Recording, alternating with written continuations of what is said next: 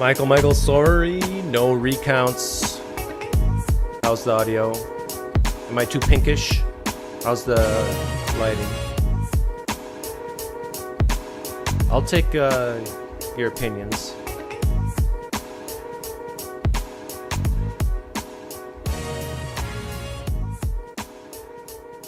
Considering anew. First, yes, 1,000 pine points. Jose Luis Gonzalez, 500 pine points in the loins of the Lord. I don't even imagine the loins of the Lord. 250 pine points. Yes, you get those endorphins considering anew. Are you new here, considering anew? I don't remember seeing your name. Scott Duke says, that video Pinecreek uploaded earlier today was hilarious. Huh. You like it? You're talking about this one? How the Trump administration is handling the transition with the incoming Biden team, or not handling it, we should say, to a certain extent. This time, it involves our intelligence community. Ken, what have you learned, sir? Oh, shit. Fuck. Okay. Oh man, I didn't realize the swear words came out so clear there. But he whispered them. On the Pinecreek channel, swear words are allowed if you whisper them gently and not aggressively towards a person. But that just shows you that reporters in the United States, they watch the Pinecreek live stream, I guess. That's good to know. This is Greg Koukl, and these are two guys, apologists in jail.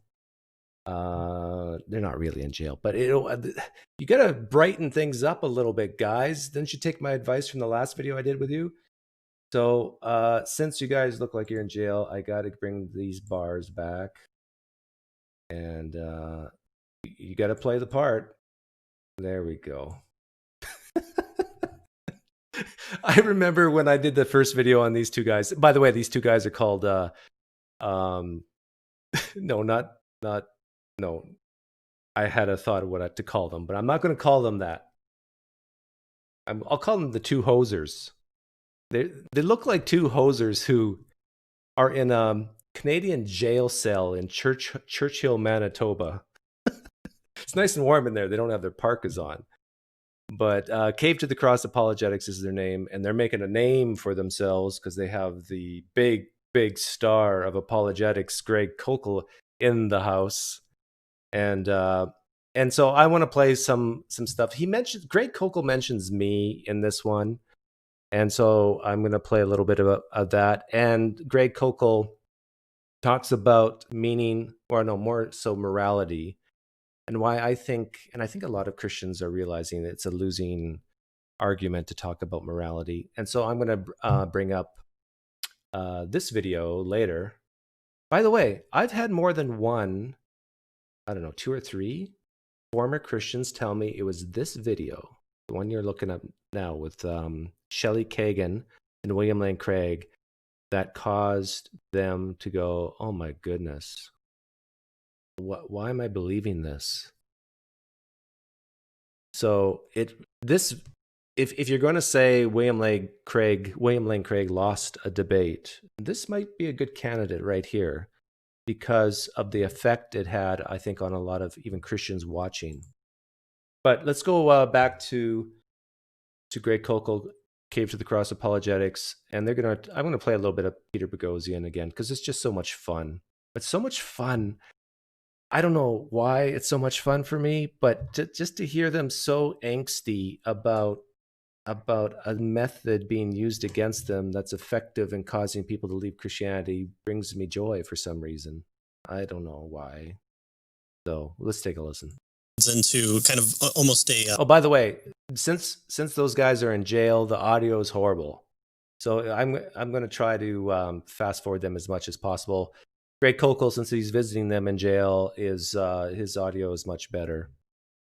an atheist version of your book, and I would hate to characterize it just as that, but we talk about Peter Boghossian and his Manual for Creating Atheists, and in that book he says that Christians operate on this principle of blind faith, and he defines faith as either belief without evidence or pretending to know things you don't know, which are definitely biblical definitions of that word. And if you want to trigger a Christian, define faith as pretending to know things you don't know.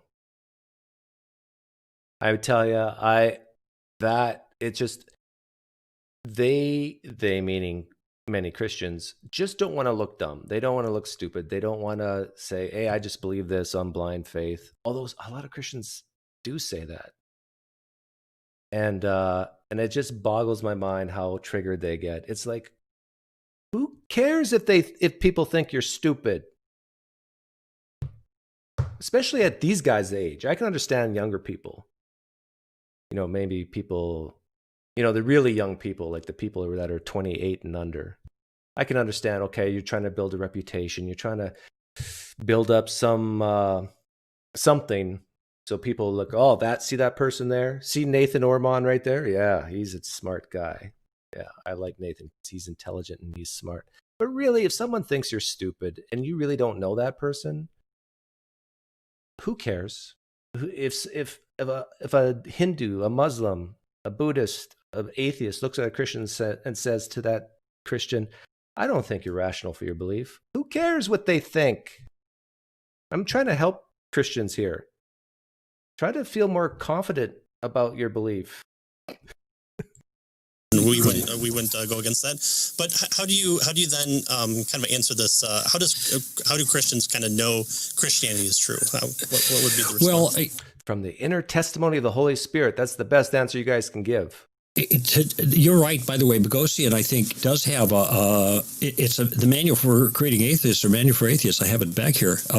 It is kind of a tactics book for atheists. They're very similar, and what's very interesting about his approach, and I admire the approach, because what he says is to his people, he says, don't argue for atheism. He also says, don't argue against Christianity. Yeah, I say the same thing.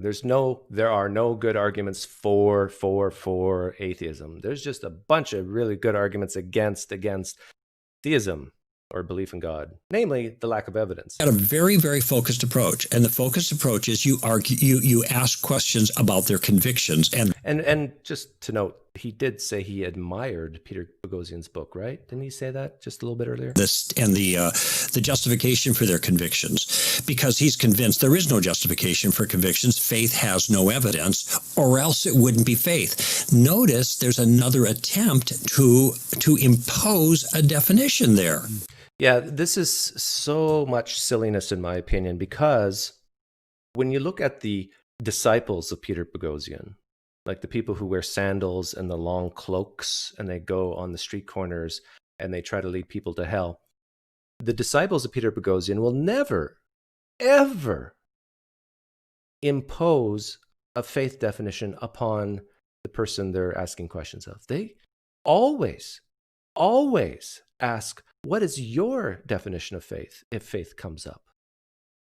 Now, I understand Peter's book says these things, and I understand that some Christians who read Peter's book knows that Peter said these things, and that the disciples of Peter, Boghossian, not Peter found in the New Testament, might have these thoughts in mind. But that's okay. The disciples of Peter Boghossian have been trained in the ways of Peter. And if they go against the ways of Peter, what Peter Boghossian will say is, "Get ye behind me, you unfaithful servant." Okay. Now, it's interesting, and here's one verse for people to think of that will kind of hold them in good stead in answering from the Scripture that particular claim. And it's right at the end of the Gospel of John, and it's easy to remember because it's immediately after Thomas. When Thomas says, I got to stick my finger in all that stuff, And Jesus is going, that is a bit much, Thomas, And some people take Jesus' remarks as evidence that he wants blind faith, but they haven't read the next verse. Because this is a little free piece of advice to Christians listening. Most non-Christians don't care what the New Testament says.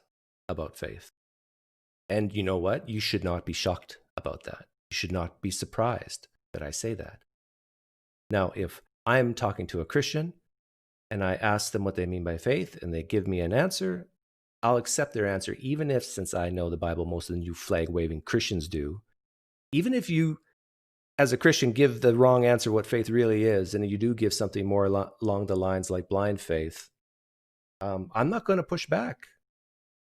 Now, some people might say, "Oh, that's so deceptive of you, Doug. You know the truth of the scriptures, and you're not teaching those Christians the correct version of Christianity." Why in the world is it my responsibility to teach Christians their own religion?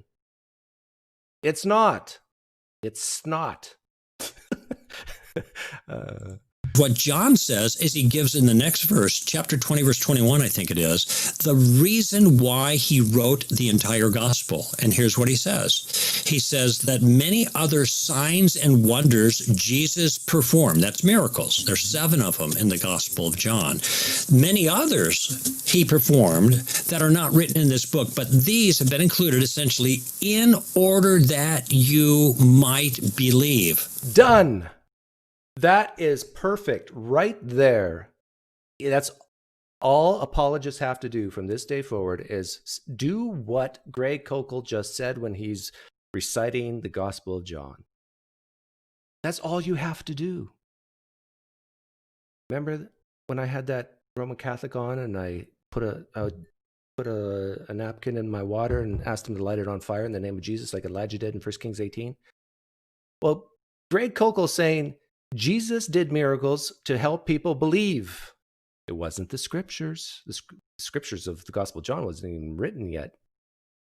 Jesus did miracles to help people believe. Now, if it's good enough for those hard-hearted Jews and some Gentiles back in the Gospel of John, why is it not good enough for Pinecreek? Why can't Pinecreek get a miracle? Now, I have high standards, not like some flag-waving phony Christians. Their standards are like they go with the leg lengthening things, those parlor tricks. No. I have high standards for miracles. Like if create a hamster in my hand right now, that type of miracle. Give an amputee his limb back. Please God in Jesus' name, that type of miracle. Take real wood, soak it in real water. No tricks. Pray in the name of Jesus. Light it on fire and burn it up. Those types of miracles.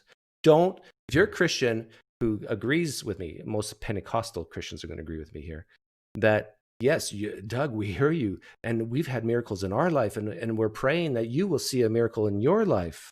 Well, these are the type of miracles I'm waiting to see. Don't give me my uncle had cancer and now it's gone. No. Depending on the type of cancer, that can happen 5% of the time and take 5% of 7.5 billion people. And that tells you how many times that happens around the world. That's not a miracle. At least not in my opinion. Huh? That what? Jesus is the Christ and the Son of God, and in believing have life in his name. So there he connects John in the most famous gospel in the world, right? John is the most famous gospel in the world? Where did that come from? I thought Mark was, because it was the first one. Connects faith, belief with the evidence. Mm-hmm. So it's clear that Jesus isn't asking for blind faith from Thomas because that would be a contradiction right there within 2 verses, all right, which I don't think John was really stupid, all right? I wonder what miracle Greg Koukl saw, what amazing miracle he personally saw and experienced to believe that the Gospels are reliable or that any of this is true. Or did he just believe because a book told him so?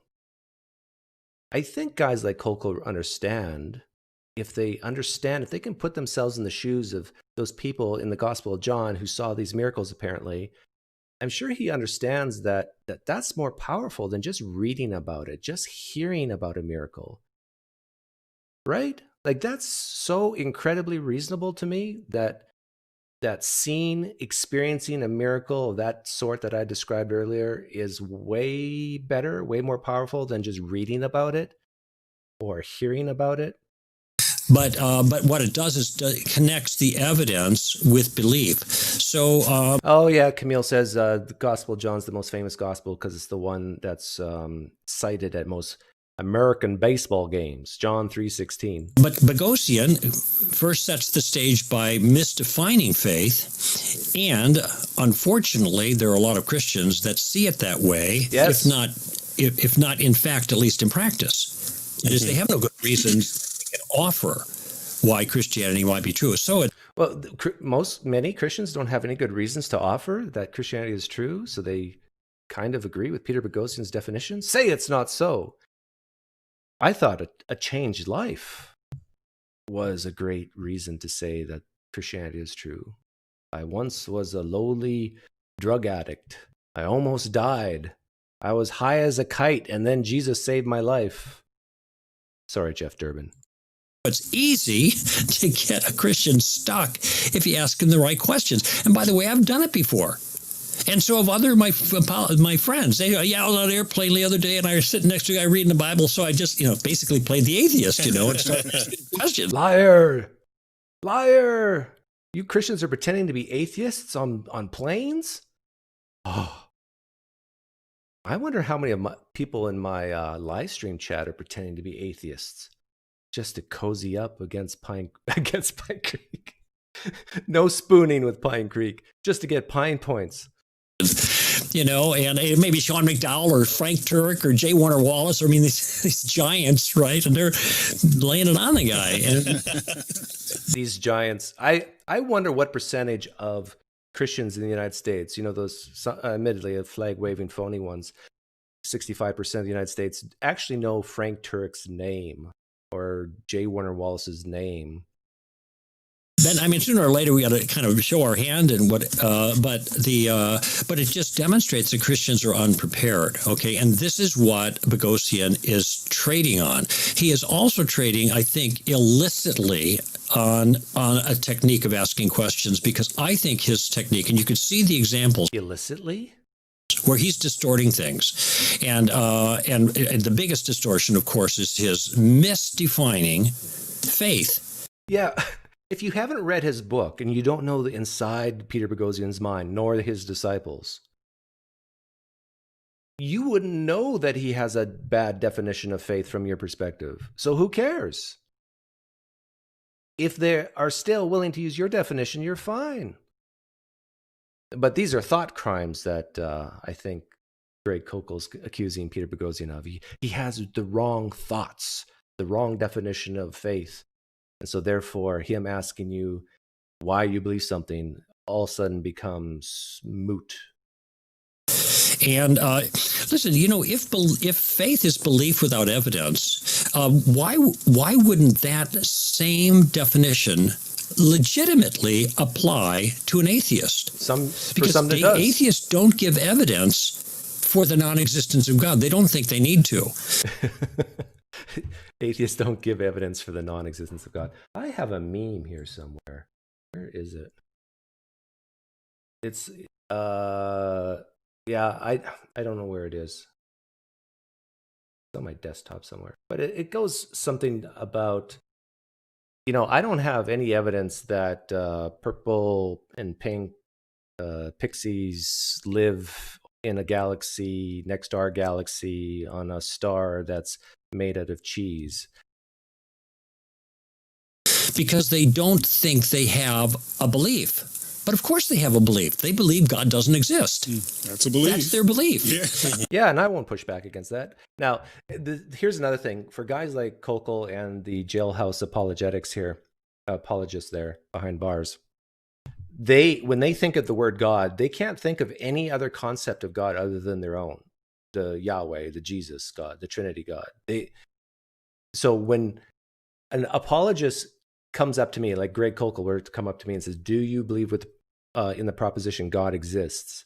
The first thing that pops in my head is, which God? And I think with most atheists, that's the first thing that pops in their head. But not for these guys. It's like, Oh, come on. Stupid question, you atheist. Which God? There is only one God. So you got to kind of give them a little bit of grace and just assume they're talking about their God. Yes, they lack a belief in God, but they don't lack belief. They believe there is no God. And hey, you don't write books about your non-beliefs. Right? Yeah. I don't know. I have no... If everybody didn't have a belief in Yahweh, I don't think any books would be written about Yahweh today. The reason why people write books against Christianity or Judaism or Islam is because 3.5, close to 40% of the planet believe strongly in this, and they get like anxious and sad and offended if you even say that this God doesn't exist. Which, by the way, this is an aside about free speech, but this also boggles my mind that someone who doesn't believe the same thing you do, who is a stranger to you, who you shouldn't have any reason to respect their opinion, says, I think your God is stupid, or I think your God doesn't exist, or the God portrayed in your holy text is atrocious, all these things. Why in the world would that offend you if this is a stranger saying these things? Like, how childish do you have to be as a religious person to get offended about someone who says they don't believe your God exists? I'm talking to you, Muslims. Oh, now this video's coming down, right? But I'm also talking to you Christians as well. Like, that's... If your God exists and is the creator and has powers and foresight and all these things, all these Platonic omnis, you seriously think your God gets offended by a guy like me not believing in him or believing he does not exist? And even saying that your scriptures are junk? Well, there's some good stuff, but there's some bad stuff too. You seriously think your God gets offended? Now, if your God doesn't get offended, if Allah doesn't get offended, Muslims, then you shouldn't be either. You should be more like Allah and say, go ahead, say the worst things you can say about Allah. It doesn't bother Allah and it doesn't bother me. Go ahead, say the worst things about Jesus. It doesn't bother Jesus and it doesn't bother me as a Christian. My goodness, I don't know what's wrong with people. It's like...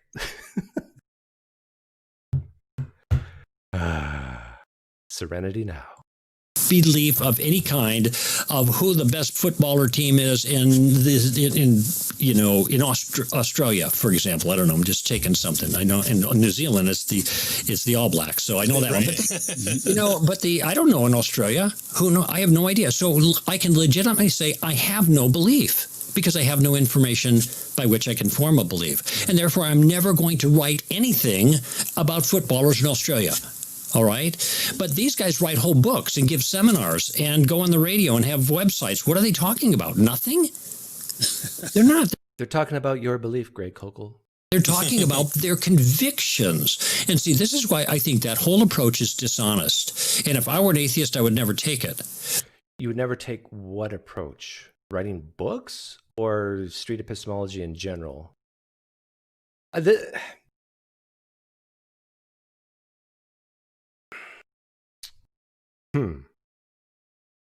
Greg, you don't believe atheism is true, but yet, and many apologists don't believe atheism is true. That even sounds weird to say atheism is a belief. But anyhow, many Christians, many apologists talk about atheists on their YouTube channels left and right. Man, what's going on with you guys? For people who don't believe that atheism is true, you guys sure talk about atheism a lot. What's wrong with you guys? I think it's a dishonest approach you Christian apologists are using, talking about atheism so much. You see how this can just be flipped back? And Christians who like Greg Koukl, you see how easy that was for me? And legitimate too, how I can just flip that around? You guys spend way too much time on atheists that make such a small percentage of the US population. and not enough on those witches and pagans. Come on, get with it. What? Ally with the atheists and get rid of all this woo in the United States. People believe in astrology and chakras and crystals. But no. You spend your time picking on us lowly atheists. Well, probably because of exponential growth, but they're starting at a very small number. Do have a belief. They have a belief, a conviction, and they think it's true. And they think it's true that there is no God. Okay? And so, then the question is, what's your evidence? Holy Shift is saying he's mad because they're cutting into his cheddar. Yeah, I wonder. Greg Koukl, how much money did you make, I don't know, 20 years ago in apologetics, 10 years ago in apologetics, and today? Is it going up still? Has it plateaued? Adjust for inflation, of course. Evidence for that. Now, in a certain sense, pardon me, it might be unfair to ask for evidence for the non-existence of something. And he's starting to back down on that. I don't think they have to prove the universal negative kind of deal. I don't think that's a fair thing to ask of them. But if I'm just going to take their definition of faith and belief at face value, then they would be vulnerable to the same objection, it seems to me. So, and by the way, Doug Geibert, that's true. I don't disagree with that. Talbot gave me this little insight. He said, he asked this question of the atheist who makes this maneuver. I'm going to make a statement, and I want you to respond and tell me whether you agree or you disagree or you're just going to withhold. Here's the statement. God exists. Disagree, because I know he's talking about his God. He's not talking about a nebulous God that's very hard to define. Are you not weighing in one way or another on that? That would be an agnostic. No, I can weigh in on that. See, and if these guys are just so sick and tired of always having to take the burden of proof. It's like, I understand where he's coming from. You are claiming God does not exist. That's just the way it works. Right. And there are no other categories. That's exhaustive. Right. So now you ask the question, how did you come to that conclusion? Well, you could. Yeah, what are your reasons? Exactly. But again, I guess I'm not going to press somebody for the reasons they don't believe in God. I'm going to press the people for the reasons that they reject obvious evidence of God. Yes. Oh, man. That is so good. He's talking now about the evidence and ask, well, why are you rejecting the obvious evidence for God, for Jesus? Remember, when he says God, he's thinking of the Trinity. You got to give him that. Don't assume that he's just talking about the deistic God. I would love to talk to guys like Greg Koukl about that and go step by step. I saw Camille. By the way, check out Camille's channel, Cam and Cam, K-A-M, or is it C-A-M first? What is it, Camille? And he just did a video on 1 Corinthians 15, the Creed. Christians, I tell you, if I made up a claim and applied a very similar creed to that claim, like my ancestor being able to fly without wings, without an airplane, just fly, and said, there's a creed about it, written a couple decades after my ancestor flew, but it goes all the way back to within months or years of him flying. My goodness, you would not believe it for a second. No, you would not. And if you did, you have a horrible epistemology. And I probably could sell you some crystals and woo and give you what your horoscopes will say and all this sort of thing from a special perspective and make a lot of money off you. But if you go through the evidence, like Greg Koukl says here, one by one, instead of just ramming the cumulative case altogether, I tell you, you would not believe it for any other claim outside your holy text. And one of them is morality. I think the moral argument is great. And what proves the... Yeah, and this is, I disagree, and this is why we're going to go to Kagan after this. Reality of objective morality is the problem of evil. Everybody knows something's wrong with the world. Everybody knows that.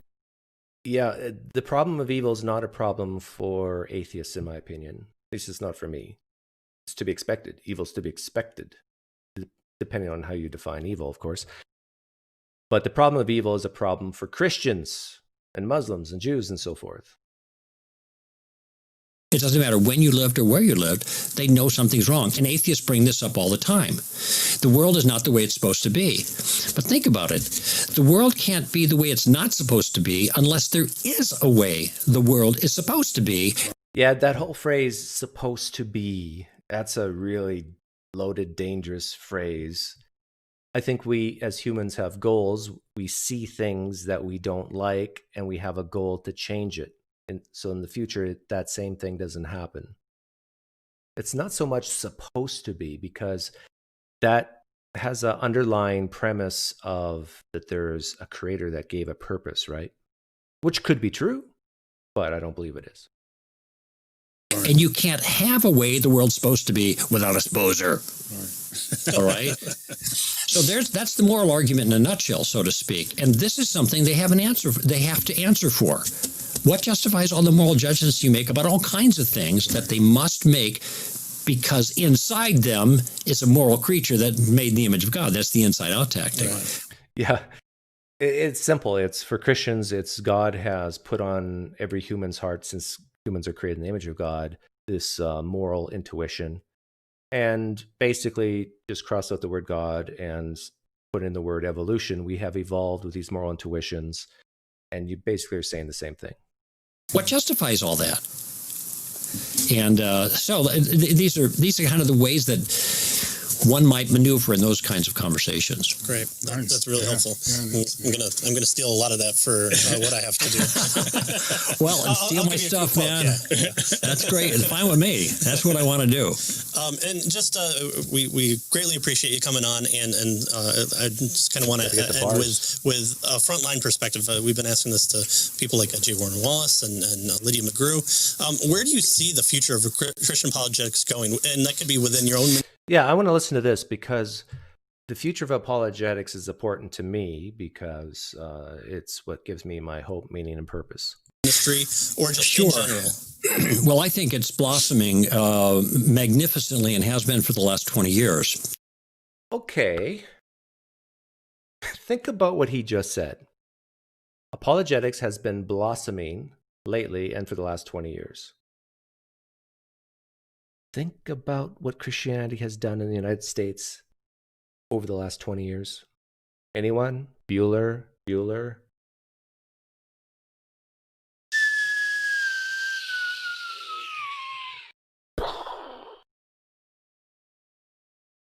As apologetics has been blossoming, Christianity has been plummeting.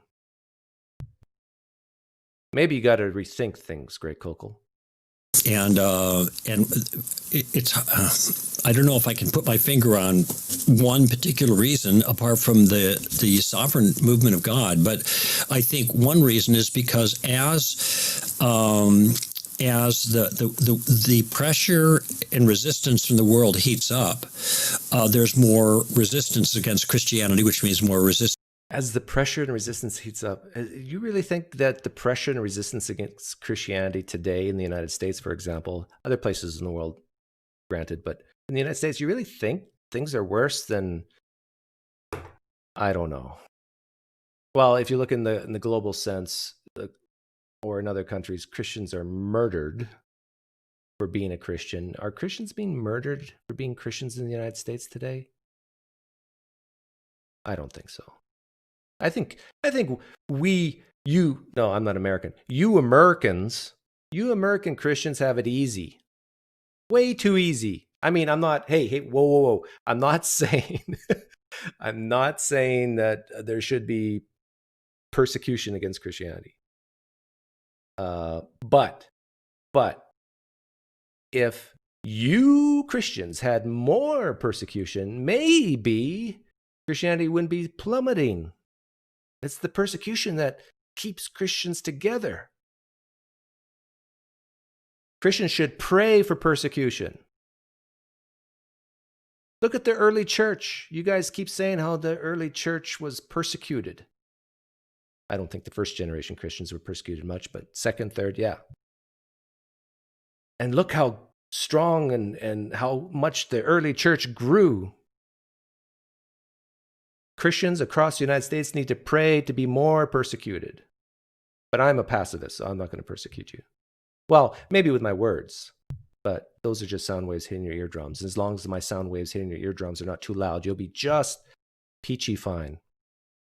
Against Christians, and then Christians are realizing, man, I don't have the goods. How do I deal with these issues? Mm-hmm. I think also, and William Lane Craig has made this observation, that for the last 20 or 30 years, significant strides have been made in the area of philosophy of religion, with evangelical Christians really shining there. Shining. I shouldn't laugh at the philosophers of religion making great strides. It's like, I've heard this so often. It's like sitting in your armchair, smoking a pipe and creating God out of nothing. It's like through philosophical arguments. Okay, for some Christians that works. Yes, it's like, oh, kalam, yes, ontological, yes, contingency, yes, I'm so confident now. But there's just a lot of people on the planet, a lot of them even Christians. Sorry, that doesn't cut it for me. I need something a little more tangible than a syllogism on a piece of paper. And there's a trickle-down effect. So at Stand to Reason, we're kind of, we consider ourselves kind of translators. So we'll read the Bill Craigs and the J.P. Morelands, and Doug Geivitz and people like that, and then we'll do our best to translate that into language that is accessible. Whoa. Bill Craig, are you listening to this? Greg Koukl saying that most people don't understand you. That the average Joe on the street needs Greg Koukl's services to help understand what the heck you're saying. No, that's not true, is it, William Lane Craig? Like, I think Greg Koukl's stealing some of your cheddar there, Bill Craig. Don't let Greg Koukl steal your cheddar. That cheddar's for you. Hey, thank you for the donation, Flum666. Ooh, that's a dangerous number. Have some monies. I appreciate the donation. More to the rank and file. It's not the cookies on the lowest shelf, because some of those cookies can't go down to the bottom shelf. But what we can get them down there, if they reach up a little bit, they can get them. And so I think the progress that's been made in the area of philosophy and the world of ideas that has a trickle-down effect. What progress are you talking about? Now, if you're talking about progress in the number of papers published, maybe. But are you talking about progress and having philosophical arguments that actually cause people to believe in your God? The evidence doesn't bear that out. Be into practical application in Christian apologetics. I think the increasing hostility that's coming from the culture is a factor, and I do think that there are what hostility? I know there's a hostility, but just people not believing it's true, is that considered hostile? If the growth of so many organizations that. Why are they in jail? A serious interlocutor asks, why are these two apologists in jail? Well, because of the U.S. persecution against Christians, of course. These two gents were just walking along the street, minding their own business, preaching the word, preaching the gospel. And, because now Biden is elect, Biden's the next president, it looks like.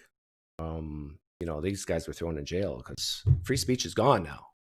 So yeah, it's I feel sorry for them, but I think their sentence was only 40 years, so they should be out when they're 80.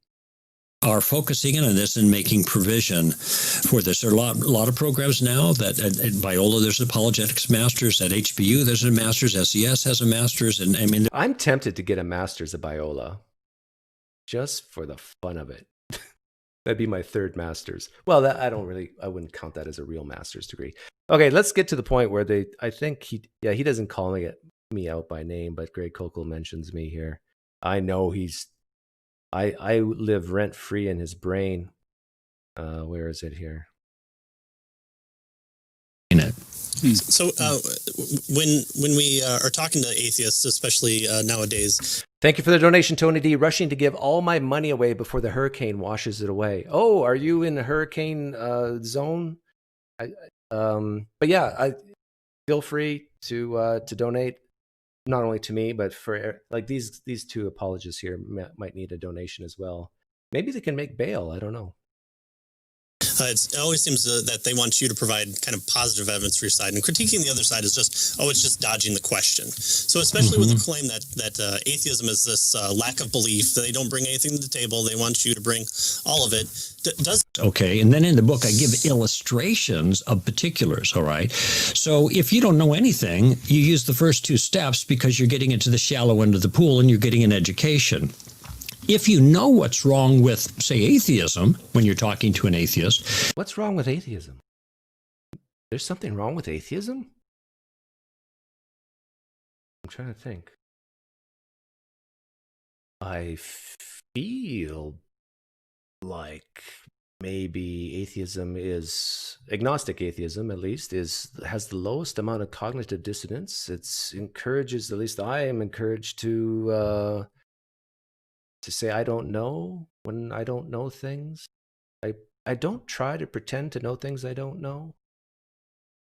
Now, I guess maybe what's wrong with atheism is you go to hell? I guess that's bad. Now you can start using questions to make a point. But of course, you have to know what's wrong with atheism from other sources. You can learn a few things from the illustrations I have in the book. And as you know, there are lots and lots of illustrations of real life circumstances that I've been in. But the best thing is you kind of get your content from other sources, and then you use the game plan motif and the other tactics to maneuver in the conversation. So, for example, yeah, great question, Rob DEV. Is being an atheist worse than being a Muslim? Yeah, I wonder if you could convert all Muslims to atheists, Greg Koukl, would you do it? One difficulty with atheism is that there's no grounding for morality. If materialism is true, and almost every single atheist is a materialist. In other words, it's just particles all the way. Okay, I can. There's a very simple way to ask questions about this. When a claim is made by Greg Koukl, there's atheism can't ground morality. You could take the route, say, oh, yes, it can, blah, blah, blah, blah, blah, and then fill in the blah, blah, blahs. Or you could just say, well, why do I need to ground morality? What do you mean by grounding morality? Like, what if someone says, this is my moral intuitions that's they believe came from their culture, their experiences, what they've learned over time. And someone says, well, you can't, that's not a true grounding. You can't ground in morality. And what would you say if the response is, well, so what? I don't need no stinking grounding. What would you say to that person if you're a Christian? I'm curious to know what Greg Koukl would say. But we're gonna talk about it more here. Down, in the cosmos is all there is, ever was, or ever will be, Carl Sagan's famous comment. And so if that's the case, well, moral obligations aren't physical. They don't extend in space. They don't have chemical content. They don't respond to the laws of physics. So if materialism is true, then morality can't be. It depends on how you define it. This is like, it's so silly to me because I think the type of morality that Greg Koukl is thinking about only exists if his God exists. So he's basically saying this: if there is no God, there's no God morality. And to that I say, well done, good and faithful servant, Greg Koukl. You've made a nice, solid syllogism there. If there's no God, there's no God morality. But why do we need God morality? Now, I know their move is just to go to evolution, but evolution can't create morality. All it does, in principle, all it can do is create beliefs about morality that turn out to be false, right, but aid the survival. Okay. So then, on that view, rape is not wrong, nor is genocide, by the way. Why is rape wrong under your worldview, Greg Koukl? Why is genocide wrong under your worldview? Isn't the only answer you can say because God said so? And God, who has a mind and a personality, 3 persons, doesn't that sound like a subject? Isn't your grounding subjective in the mind of God? What if someone were to say, who cares what God says? Even if we enter your worldview and assume your God exists, what would you say to that? And you keep pounding the Christian on this topic.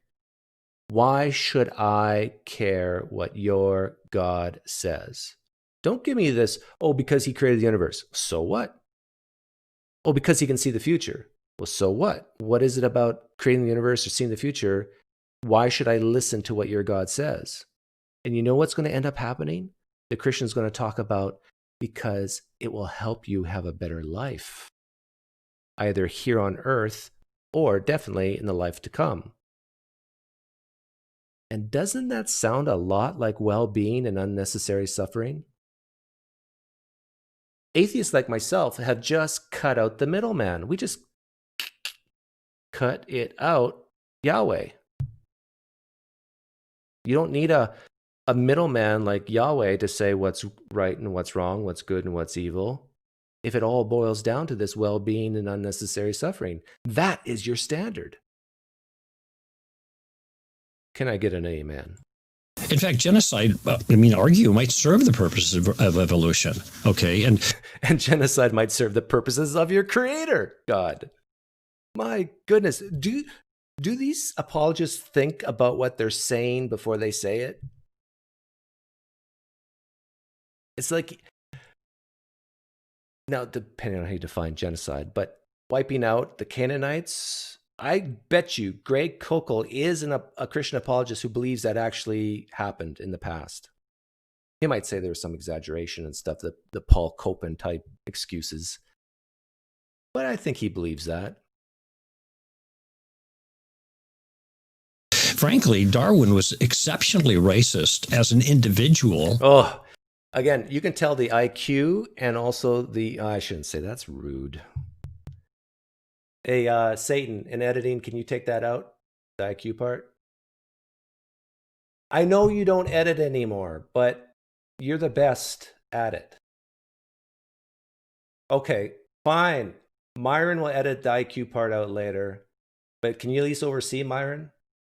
Okay, thanks, Satan. Okay, forget about what I said about that. That'll be a cut out in post. According to today's standards, based on his understanding of evolution. And this is pretty obvious than the longer subtitle of The Origin of Species, which is so long. Yeah, you can tell how conservative a Christian is by if they bring up the name Darwin when they talk about evolution.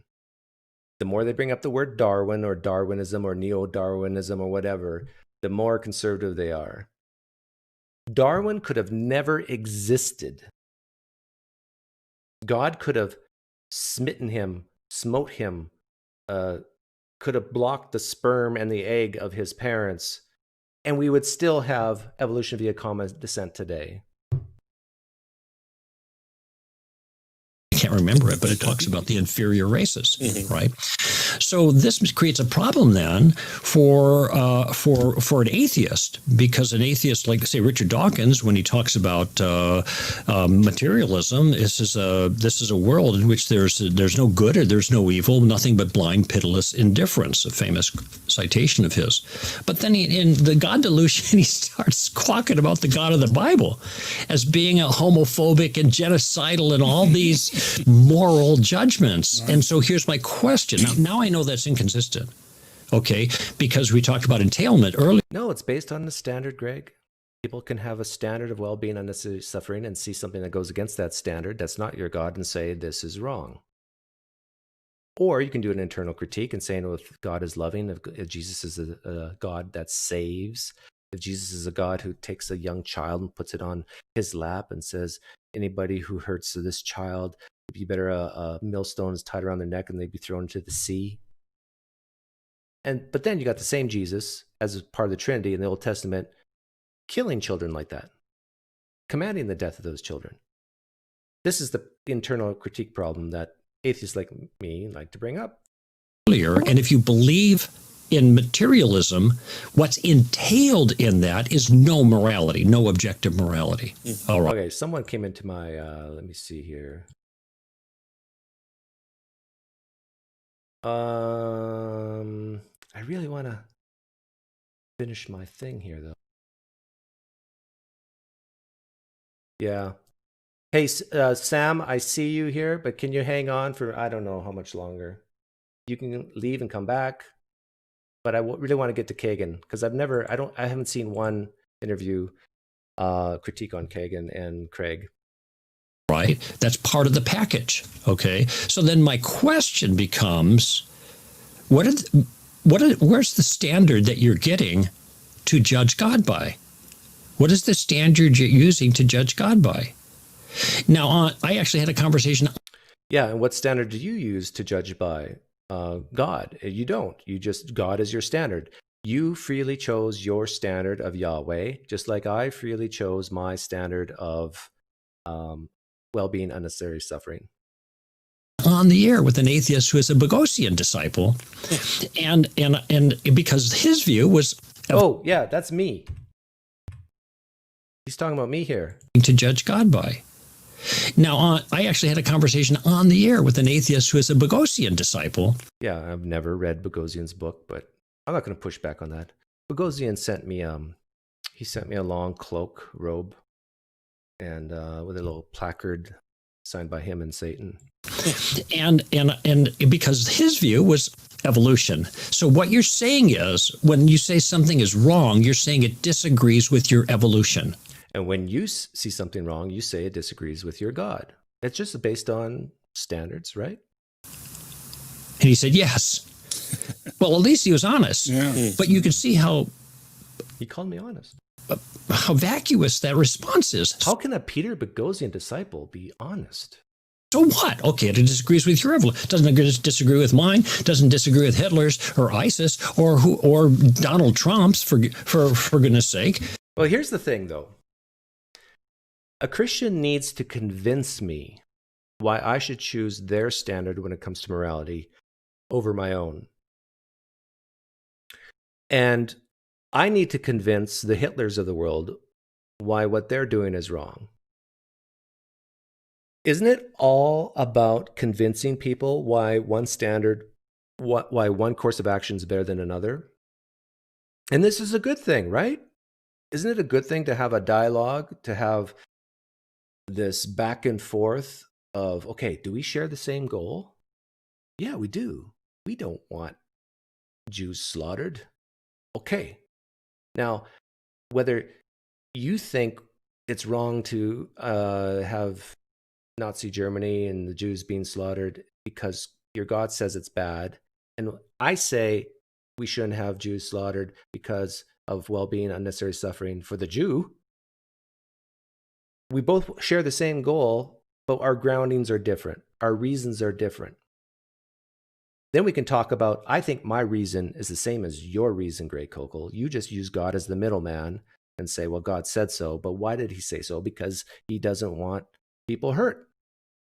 I don't want people hurt. But I don't need your God to say that, to believe that, to have that goal.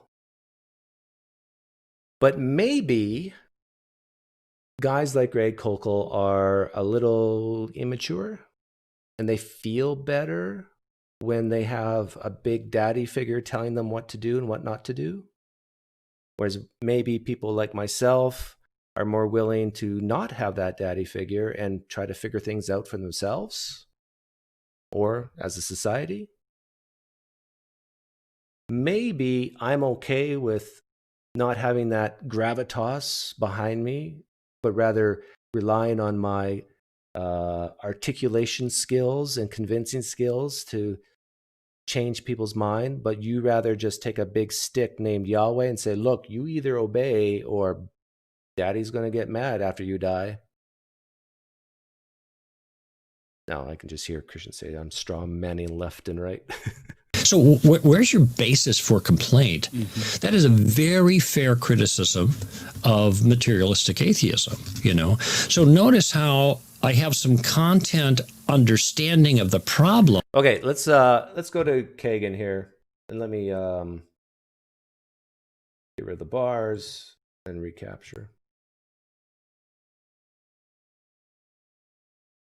So if you came late, this is a great debate that I don't think I've seen anybody critique before, but a lot of Christians, former Christians, have told me that they've watched this and it kind of really shook their faith. And I'm going to go to the part near when they do the back and forth.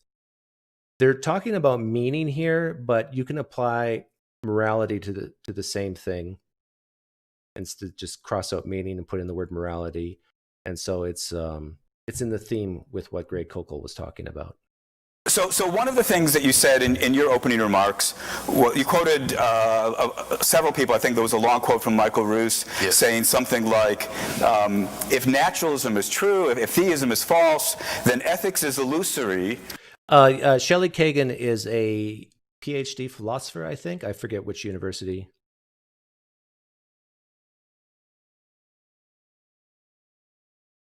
Doesn't say. Deeper meaning is illusory. That's not an exact quote, but I think those phrases were there. And I found that an interesting slide, or so it seemed to me. The move from ethics is illusory to deeper meaning is illusory. I think... Yeah, ethics is illusory. It's like fluff. And the same way you could say morality is fluff if you don't have a God grounding it. That's William Lane Craig's view, and I think that's Greg Koukl. That's definitely Greg Koukl's view, and this is Kagan pushing back on that. I want to concede that in the way you mean deeper meaning, I don't believe in deeper meaning, because I think when you talk that way, you think for there to, not that I have any trouble talking about meaning or even deep meaning, but when you talk that way, I think you're thinking it's got to be meaning on a cosmic scale. That's where some of the points about accountability come in as well. Yes. So, fine, I believe that humans are just creatures that evolved on this tiny little speck of dust. But I don't see how the denial of deeper meaning should give me any reason to think, therefore I'm committed to ethics as illusory. So perhaps you could explain that. Where that came in, I think, was with respect to moral accountability. And also with regard to the significance of human beings. Yeah, moral accountability and significance of human beings. If there is no God, guys like William Lane Craig will not feel significant. And he wants to feel significant. That argument to me just seems so incredibly immature and childish that you cannot, like, Bill Craig, your wife loves you. I'm sure of it. That's not enough.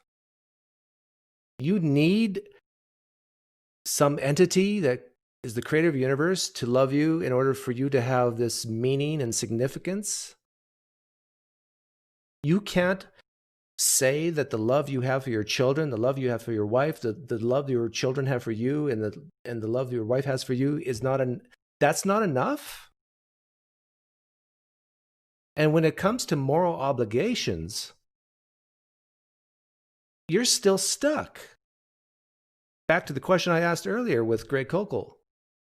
Why ought anyone listen to anything Yahweh or Jesus has to say?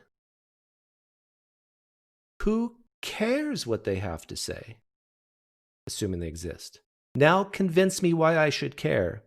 Convince me why I ought to. And you know what's going to end up happening if you try to convince me, Pinecreek, why I ought to listen to anything your God says?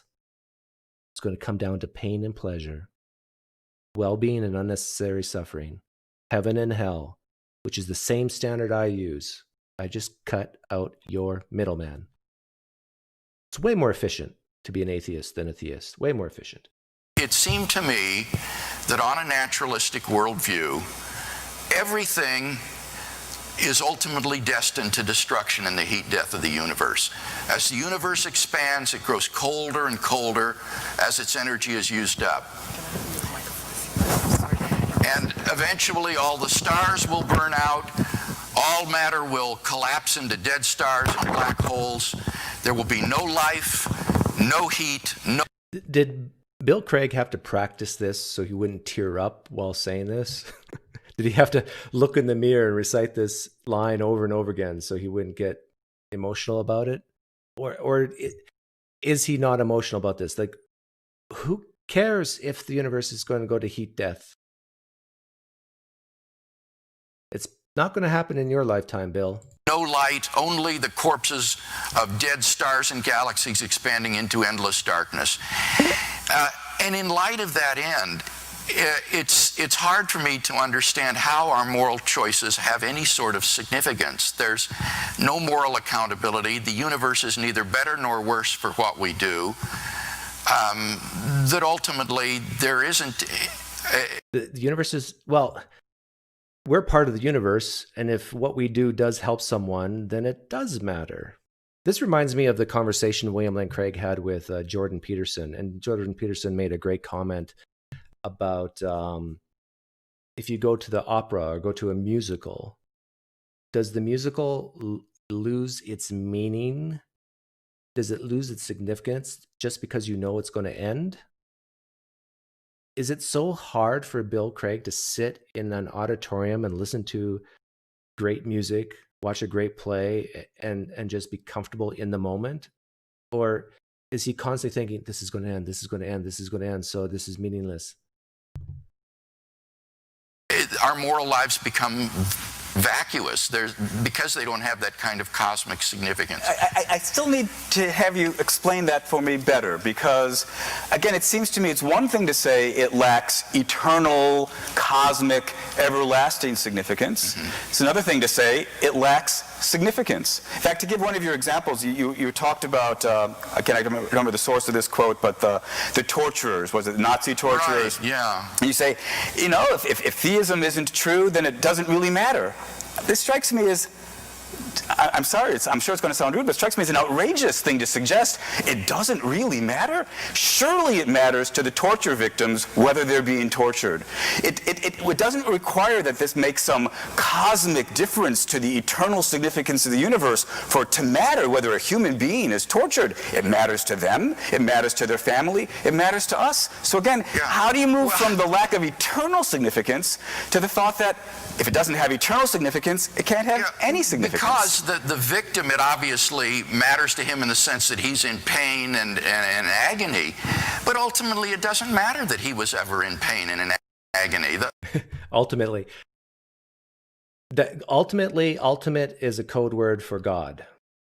So it's like, ultimately it doesn't matter. It doesn't have the God matter. If someone is being tortured, it matters to them because they're in pain, but from God's perspective, I mean, from the perspective, if there is no God, then it doesn't matter. This is sick, in my opinion, that Christians like Bill Craig needs a God to elevate what matters. I guess I'm trying to think back when I was a Christian, like, did I talk like this? No, I don't think I did. The whole thing just degenerates into utter meaninglessness and insignificance. I don't mean to suggest that the torture didn't do a bad thing to this person, but ultimately, it doesn't matter. Okay, if torture is a bad thing, what happened to the Jews in Nazi Germany, is it more bad if God says so? Is it less bad if he doesn't? Why do you need a God to say it's bad at all? Why do you need that grounding to say it's bad at all, if it's based on the suffering of that person? It all ends up the same. Yes, but it all ending up the same isn't the same thing as, and so it doesn't matter what happens until we get there. And when I say, and it matters what the path is before we get to the end point, I don't merely mean subjectively it matters, it appears to matter, it matters to them, but it doesn't really matter. Well, and that's what it seems to me. It just matters subjectively. But again, I just want to say, I don't understand how we get from, if it doesn't objectively matter to the universe, or doesn't objectively matter on a cosmic scale, how do we get from that to, so it doesn't objectively matter at all? Well, remember... So it's not a point about the nature of objective. It's the question is, why should we think objective value must be on the cosmic scale or not there at all? Now, yeah, this is great. Kagan is forcing William Lane Craig to get out of this binary mindset of it either is moral or it's not. It's either matters or it doesn't. Either has meaning or it doesn't. Get out of that binary light switch and get into a spectrum. But I think for binary thinkers like William Lane Craig, who finds it very difficult to see beyond the curtain, I'm saying he has low conceptual IQ. Oh, I did it again, Satan. You got to cut that out. Oh, Myron, we'll edit that in post. Okay. Now, let's remember the argument. This concern arose in the third point about moral accountability. This wasn't in the first 2 points about objective moral values and duties. What I said was, with regard to the third point, even if objective moral values and duties exist, they become irrelevant because they're inconsequential. So my third point... To who? They're inconsequential to who? It's not inconsequential to the people being tortured. About moral accountability was simply to say, on atheism, even if there are objective right and wrong and good and evil, there's no moral accountability, and so one might as well just live as he pleases. And might as well. This is like the David Wood type argument. The psychopath David Wood. It's like, if I don't have Jesus, if I don't have God as my foundation of whatever, right and wrong, I'm just going to go back and start killing people. If by might as well means there's no reason to live one way versus the other unless it makes a difference on the cosmic scale, it just seems to me that the same questions being, to my ears, begged yet again. It matters perfectly. There is an objective, categorical reason, not a matter of opinion. There's a fact of the matter about the compelling, overriding reason. See, some atheists and a lot of Christians are going to push back what Kagan just said. Not a matter of opinion. But I agree with Kagan in this sense. It's not a matter of opinion that when you put concentrated hydrochloric acid, HCl, in aqueous solution, onto the face of a human being, they will suffer. This is not a matter of opinion if they're alive. They won't suffer if they're already dead. That you are irrational to just... That's a fact about nature, of how the chemistry works, of acid on skin, that we can say without anybody's opinion, this is objectively true, that this will cause suffering. Regard, even though in terms of the heat death of the universe it won't stop it, but for all that there's an objective reason not to behave this way. Yeah, that would be to say you have an objective moral duty, and for the third point I was willing to grant that, but the question here is the deeper question about why adopt the moral point of view, and that can't be a moral answer because you're asking the question why adopt the moral point of view. I think the concern that why adopt the moral point of view? Why adopt the commands of Yahweh? Convince us, William Lane Craig. And you're going to end up saying the same thing as I think a lot of atheists, because of unnecessary suffering or well-being. I have in this third point is that on What's the answer that you believe you get a let me explain. I think on the third point that what I'm trying to say there is that on atheism or naturalism, that prudential value and moral value are on a collision course with each other. That what it's prudent for me to do is often in contrast or in conflict with what's moral for me to do. And prudence would seem to trump morality in terms of one's self-interest in virtue of the fact. Do you guys agree with what William Lane Craig is saying right here? That it seems like there's a tension between what is moral for you to do and what is in your best interest to do? See, I don't see that tension. I admit there might be examples of where that tension might exist. For example, sacrificing your life, like if you're if you're in the military and you jump on a grenade, you are causing your life to end, your well-being to go away. But you're doing it for your community, for the people you love. So from a community aspect, I think I disagree with Craig here. Fact that it makes no difference how you choose. But on theism, where there is moral accountability, you can consistently make choices that go against your self-interest and sacrifice self-interest and prudence for the sake of the moral value and moral duty. Yeah, and I forgot what Craig was going to say, but what Craig just said, I just said. But I used an example of someone jumping on a grenade. And again, you do not need a God to do that. You can be an atheist and jump on a grenade to save your fellow comrades. Because precisely you'll get it back in the end, and so it's not really in the long term a self-sacrifice at all. That's the thought, yes? Well, that wasn't what that wouldn't be the way I'd put it. It's not that. Why wouldn't you put it that way? Because it sounds so trite, doesn't it, William Lane Craig? You got to do what's moral from God's perspective because there's an afterlife. But that is the reason that you think you can resolve the conflict between prudence and and morality, because God makes it be the case that unless you act morally, so your self-interest won't actually be furthered. That's how the solution is. Yes, that's right. That they'll be in harmony with each other ultimately. So you're completely right. I don't believe they're in harmony. Yeah. But that doesn't mean I believe the only rational thing to do is to act prudently. On the contrary. He said they'll be in harmony ultimately. So I think William Lane Craig is admitting that there is a separation between God's morality and the idea of suffering. But in the end, they will be in harmony, because if you don't do God's morality, you disobey consistently, you'll be in pain. And if you do obey, you'll be in pleasure, heaven and hell.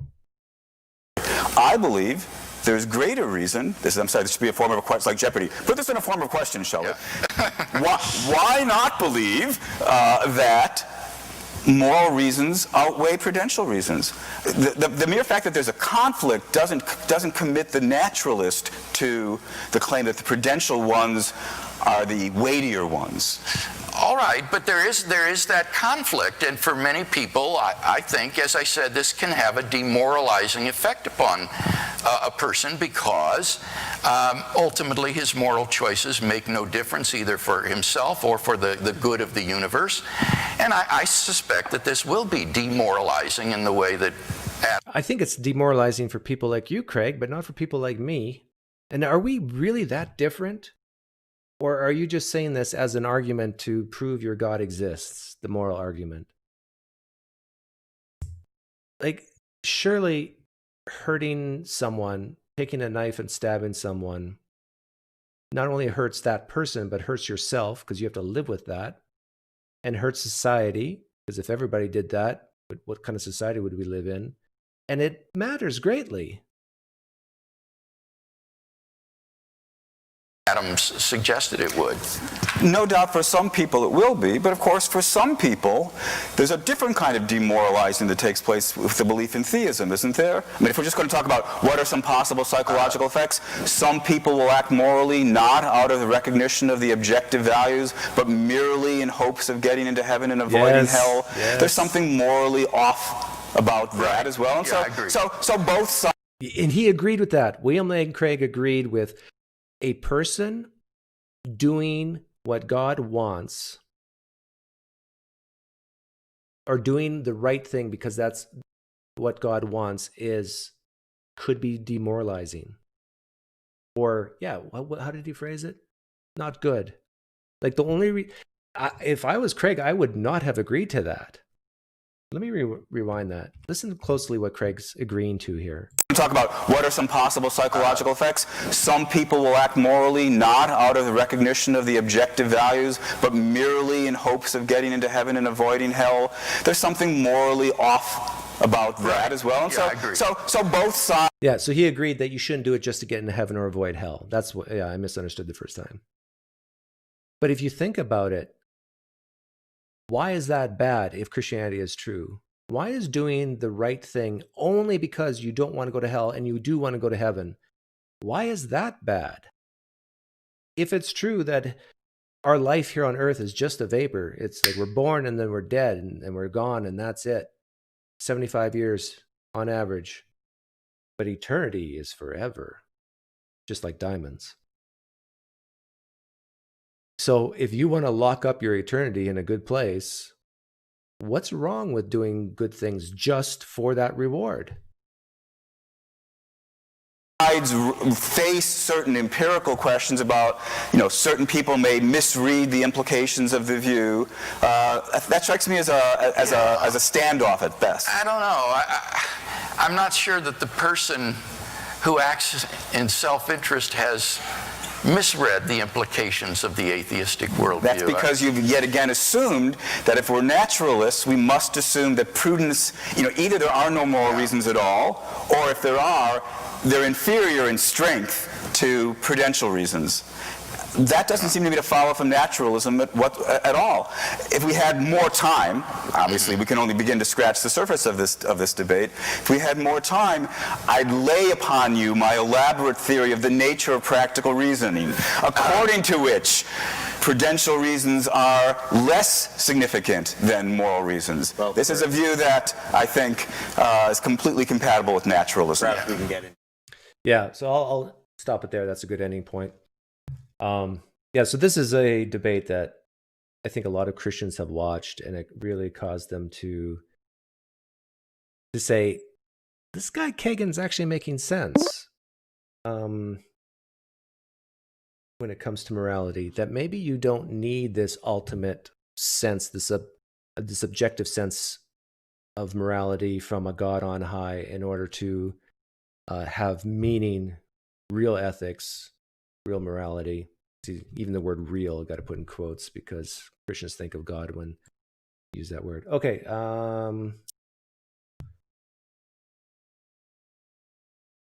Someone wants to come in here. Let me see.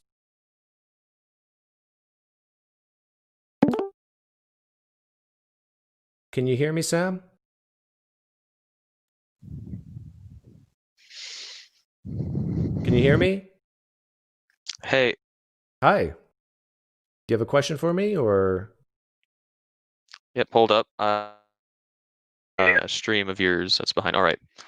I'm here now. Okay. Who are you? Introduce yourself to me.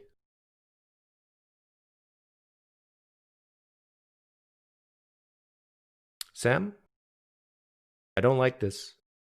Don't like this dead air. Are you there?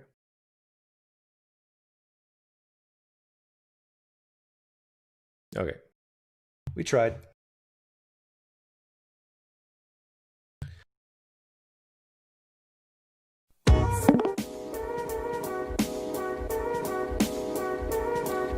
What do you think, guys? Should I let him back in? Can you hear me, Sam? Can you hear me? Can you hear? I can hear you now. It's getting interrupted if you can hear me. Yeah, I can hear you. Go ahead, introduce yourself. Introduce myself. Hello? Yes, introduce yourself.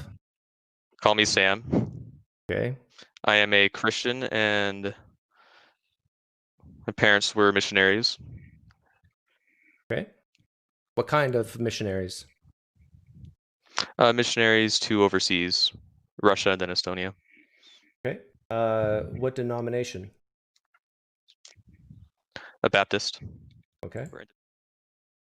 And why did you want to talk to me today? Well, you see, a friend of mine asked me to come here and so I could explain why I'm a Christian. So. Oh, who's your friend? He's just He's what? He's an online friend. Does he only know him virtually. What's his name? I call him Lo. Okay. How long have you been a Christian? All of my life. Hold on, I need to try setting some speakers up. Why? You can't hear me? I'm trying to make it take it off headset and onto a different speaker. You don't want to do that because then we'll get an echo.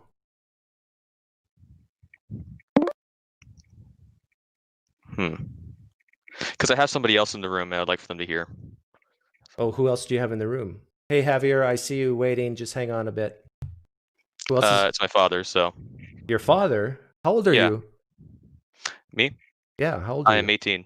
Okay, just barely. If you said 17, I would end the call because I don't talk with minors. I try not to, but sometimes I don't realize how old people are.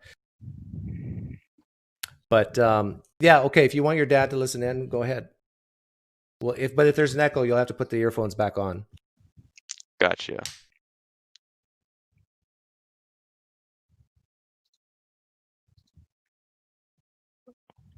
Okay, let me see if this is working.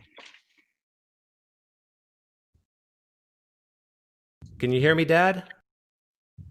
Yes. There we go. What's Dad's name? Keith. Keith? Keith. Keith. Okay. Glad to meet you, Keith. Okay, so you cannot remember a time when you were not a Christian, Sam? No. Okay. And did you ever have a time of doubts, like I shouldn't say most, but a lot of Christians, between the ages of 18 and 22 start to have doubts and wonder if they're just believing because of what their parents taught them. Did that ever happen to you? Yes. Were you between the ages of 18 and 22 when it happened? No, it was before. Oh, it was before that. Okay. And so how did you come through that? What did you learn or realize that helped you see that Christianity is true? It was multiple things. Let's see here. My father, he is not the typical person that just blindly believes in the Bible. He is very skeptical, and he often tries questions and tries to see if what he's reading is true, and he'll spend a long time studying and looking into certain things, and he's told me many of those things. Now, I haven't remembered all of them, kind of like you can't remember a lot of subjects in school, but during the times when I was doubting, this is when I was overseas in a cramped room for a long period of time, when I have hardly any friends and all that, and wouldn't really have access to go to church very much. I didn't understand the language hardly at all, or not enough to understand the sermon, so when I would go to church, I'd just hear gibberish. And essentially, it was just me never really getting any socialization, not really talking to other Christians about my parents. You're talking about a foreign language. Foreign language, yes. Hey, Sam, before you go on, can I ask a favor of you? Can you be really succinct, concise, and to the point? Because I've already been streaming for an hour and a half. And all right. So tell me why you believe Christianity is true. What's the number one reason that pops into your head right now? Why I think Christianity is true? Yeah. Well, that's kind of hard to say and form into a small amount. But mostly because my parents have showed me many evidences, and my dad has always tried showing me the one reason why one side could be true, and he showed me multiple viewpoints. Okay, so you believe Christianity is true because your dad has showed you much evidence. What's the first one that pops into your head why Christianity is true that your dad has shown you? Okay, so I'll start with the most important one according to Christianity, the resurrection of Christ. There's a lot of historical evidence that there was a guy named Jesus, and whether if he was or was not divine is a bit more debated, but you cannot say he wasn't there. And when you get into the parts of something very spectacular happening. Hey Sam, I'm sorry to interrupt, but you mentioned the resurrection of Jesus. Why do you believe that a man 2,000 years ago rose from the dead? Well, there were some Roman records of a guy. I forget who the Roman. Was it Pilate? I can't remember the claim. Remember the claim is that a man rose from the dead, not that a man existed named Jesus. Why do you believe Jesus Christ rose from the dead? I believe Jesus Christ rose from the dead, aside from the Bible, which I believe to be true. That would be gathering my thoughts. The amount of time that took for this to be accepted in the Bible was fairly quickly, and given that the spread of Christianity was absolutely absurd, and when it did happen, there was not very many contradicting historical proofs at the time. Now, bear in mind, I'm 18, and I'm not exactly a expert on this stuff, so I'm just trying to retrieve these things from memory real quick. There were many back then. You can't deny that something crazy happened. This Christianity spread so quickly under persecution, which was at the time. And that is very, very unique. Usually religion spreads under a more positive note, or unless you have like a dictator forcing people to become Christian. That didn't happen. Okay, let's take the first one you said, that Christianity grew fast. I think you said that, right? Yes. Can a false religion grow fast? Right now Islam is growing faster than Christianity. Does that mean it's more likely to be true? No, but however, Islam, their surrounding people, their governors, and everyone is strongly pressuring to be Muslim. Like their very government has laws. That's Right. makes But to be are we agreed that the rate of growth of religion doesn't say whether or not it's true or not, or more likely to be true or not? No. Okay, so let's throw that one away. And then Actually, that's not an accurate comparison. Christianity grew under the sword. Islam grew by the sword. So people were enriched by power, lands, slaves, where Christians lost their lives. The very ones that testified of Christ had nothing to gain by it, where the ones that testified of Islam had a lot to gain by it. So it's apples and oranges. You just can't toss out one. can a religion be persecuted and grow and still be false? Can you name of one that did, where the witnesses testified to their death that what they saw was actually true? Okay, so now we're getting into martyrdom. So let's talk about that. Why do you believe that early Christians who could have seen Jesus rise from the dead, why do you believe that they were persecuted and didn't recant? Or do you believe that, first of all? That seems like the most obvious record of what happened. Where is that record found? You ever heard of 7 indisputable letters of the Apostle Paul? Yes. Okay, they're indisputable. There's not one single scholar that will dispute them. And he himself, they testify they're indisputable who wrote them. They're indisputable the time they were written and to whom they were written. Hey, Keith, I'm asking a very specific question about martyrdom right now, not whether what Paul wrote or disputed or not. How many martyrdom stories are found within the Bible? Oh, I can think of 2 off the top of my head. 2? Yes.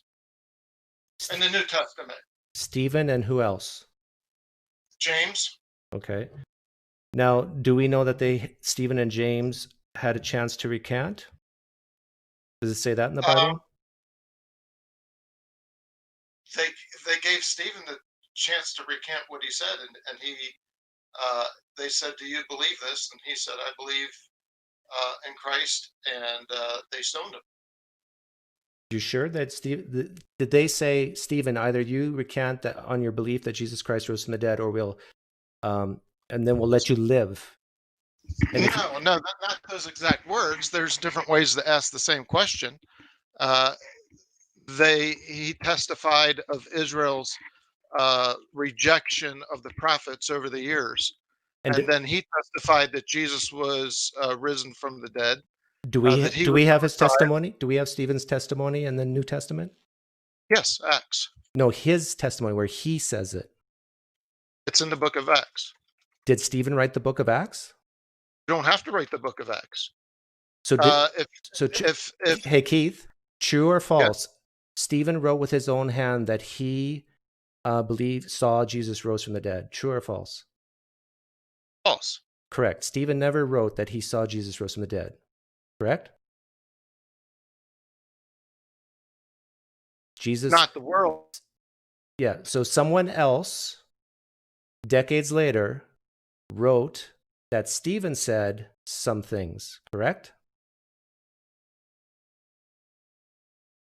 Is that true or false? You're breaking up on me. I think I lost them. Sorry, Javier, we're having fun here, but okay, you're back. Sam and Keith, you're back. I'm here. I'm on the headset. Yes. Okay. Where did Sam go? He's here. It's just for some reason it kicked back to the headset. Okay. So when you left, I asked, do you agree with the statement that a person wrote things that Stephen said, Stephen himself didn't say it. That's correct. Okay. And so now you're saying that one of the reasons you and Sam believe that Jesus Christ rose from the dead is because people were martyred, correct? No, that's one of the many reasons. Right, that's what I said. One of the many reasons why you believe. Would you say this is your number one reason?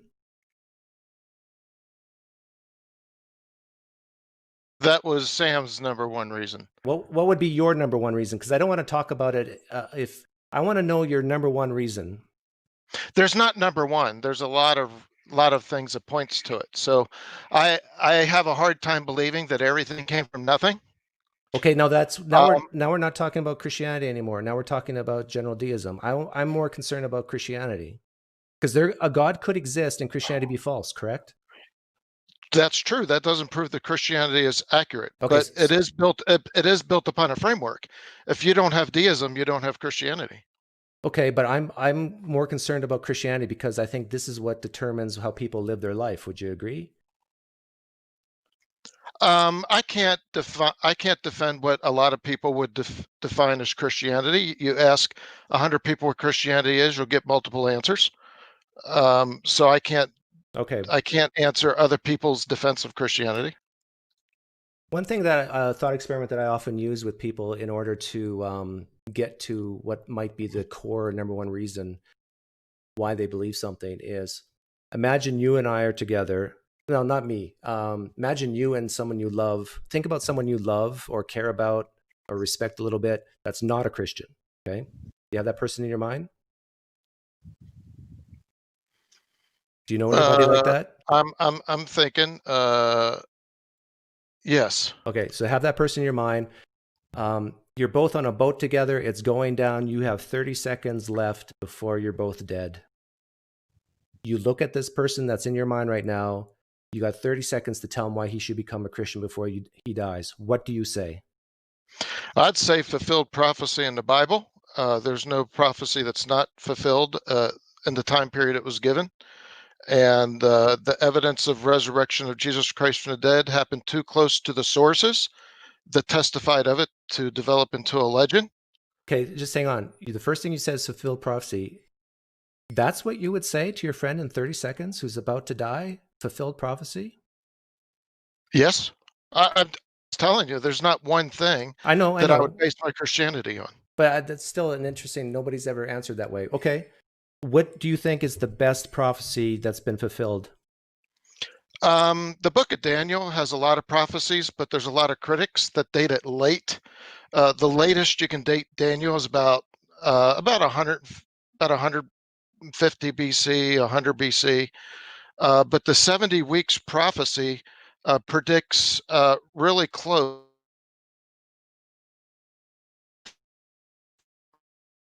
Okay, yeah, I'm familiar with the 70 weeks prophecy. How would you make the 70? Actually, I have to do something for 10 seconds, and I'll be right back. Can you hold for 10 seconds? Sam? Of Jerusalem. Oh, yeah, you cut out. I got to do something for 10 seconds, but I want you to think about something for 10 seconds here, and that is, how would you make the 70 weeks prophecy better? I'll be back in 10 seconds.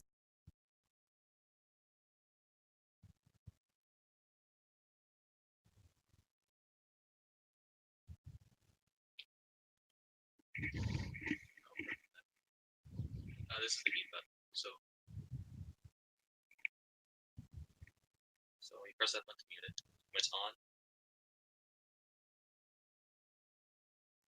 There. I'm listening to this so that I can hear it. There's a big time dilation to that. It's like 10, 20 seconds behind. Okay, I'm back. So I'm gonna yes. Listen, and I'm hoping that if you were to ask me a question, you got to turn off the YouTube in the background. So when I left you, I wanted you to think about the 70 weeks prophecy. How would you make it better?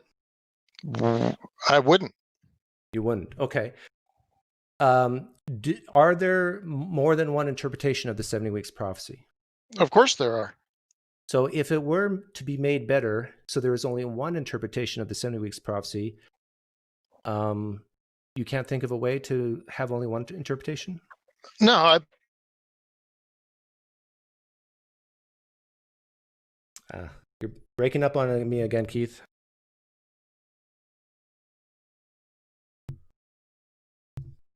I don't know if this is going to work if you keep breaking up. My guess is you can hear me, but I can't hear you. I'm here. Yeah, I didn't hear anything you said. Can you hear me now? The only way I would make it better is to write it in modern English or to write it in modern Hebrew. You're talking about a book that's over 2,000 years old. Okay, so your friend is about to drown in 30 seconds, and the first thing that popped in your mind was a 2,000-year-old text that is in a foreign language that has to be translated, that has multiple interpretations, is the reason to believe that Christianity is true? Do you see the problem there? Oh, of course. 10 seconds is too short to do it. How would you prove God doesn't exist in 10 seconds? The lack of evidence, lack of insufficient evidence to believe that your God exists. There's 10 seconds. That's all? That's all? Yeah. That wouldn't explain anything to him. But then we would go into the details and we would start talking. But I would have thought you would have answered something about what God has done for you personally in your life. You said 10 seconds. I said 30, but... Oh, 30. Like I said, there's a lot of evidences that points to Christ. Now, okay, let's put, we won't wipe out prophecy, but let's just put it on the shelf for a second. When I asked Sam how old he was when he was a Christian, he basically said his whole life. Is that the same for you? Yes, I got saved when I was about third grade. Third grade. Did you know the 90 or the 70 weeks prophecy when you were in third grade? No. Of course not. Did you know even like 1% or 5% of what you know now? No. Why did you become a Christian then? Because I knew I tended to do bad things. So I knew I was a sinner. And I believed pretty much what a Sunday school teacher taught me, that God loves us and that he gave his son for us to forgive us of our sins. Right. So you became a Christian in the third grade because you believed what people told you. Yes, what people told me and how I reasoned my behavior. And those people who told you this could have been right, but they could have been wrong. Correct? Sure. How did you figure out that they weren't wrong? Later on, I thought maybe they may have been. Right. I've doubted my Christianity many times. I encourage Sam, who's my son. I encourage him to doubt. I encourage him to embrace doubt. Okay. Because if you doubt things, you're more motivated to embrace their source and their validity. So here's a hypothetical for you, Keith. Remember I said, let's put the prophecy on the shelf, but I want to bring it back. Since prophecy wasn't the reason you became a Christian, but it might be the reason why you remain one today. If I were to put you in a room with an Orthodox Jew, and if you spent months going and studying the 70 weeks prophecy, and if at the end of that time, this Orthodox Jew convinced you that you were wrong in your interpretation of the 70 weeks prophecy, would you stop being a Christian?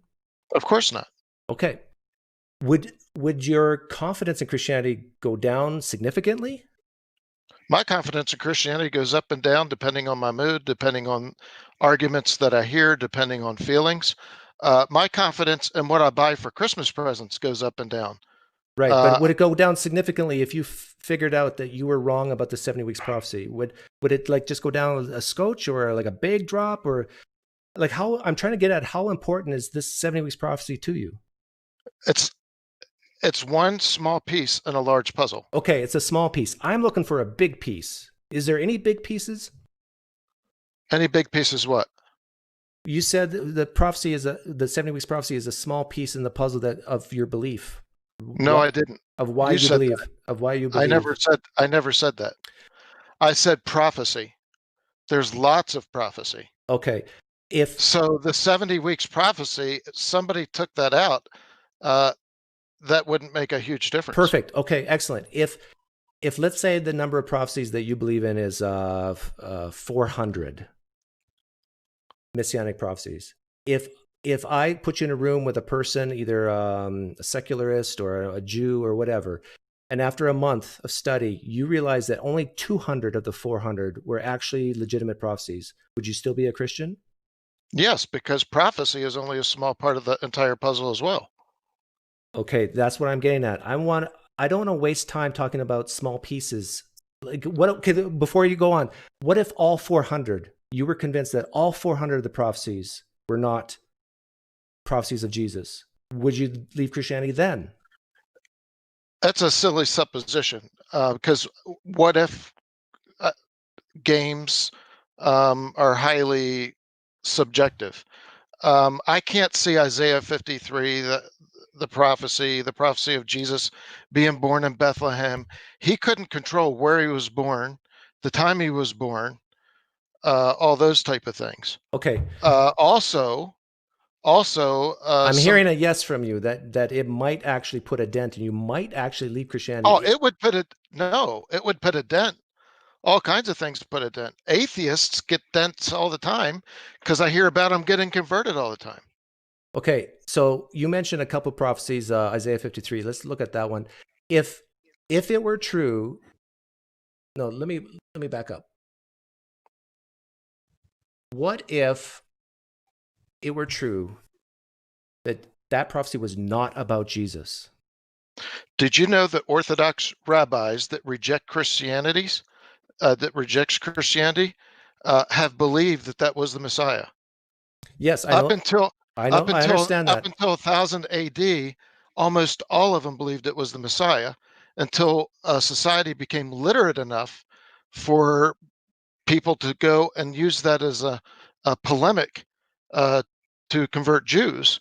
And then most of them at that time, over centuries, started to reject it. Keith, I'm going to ask you to do my job for a second. And I want you to explain Isaiah 53, assuming that it is not a miraculous prophecy about Jesus. How would you explain having Isaiah 53 exactly the way we have it, having the New Testament exactly the way we have it, but Isaiah 53 is not a miracle prophecy? How would you explain that? I couldn't. What else would fit the bill? This is why you're still a Christian, because you haven't thought about these things. Oh, I've thought about it. I've read the other you just said you couldn't. No, I've read the other arguments against it, and none of them make sense. Okay, tell me what those arguments are. That it's Israel. Okay. So instead of it prophesying about Jesus, the Messiah prophesies about Israel. Okay, how did you figure out it was really about Jesus and not Israel?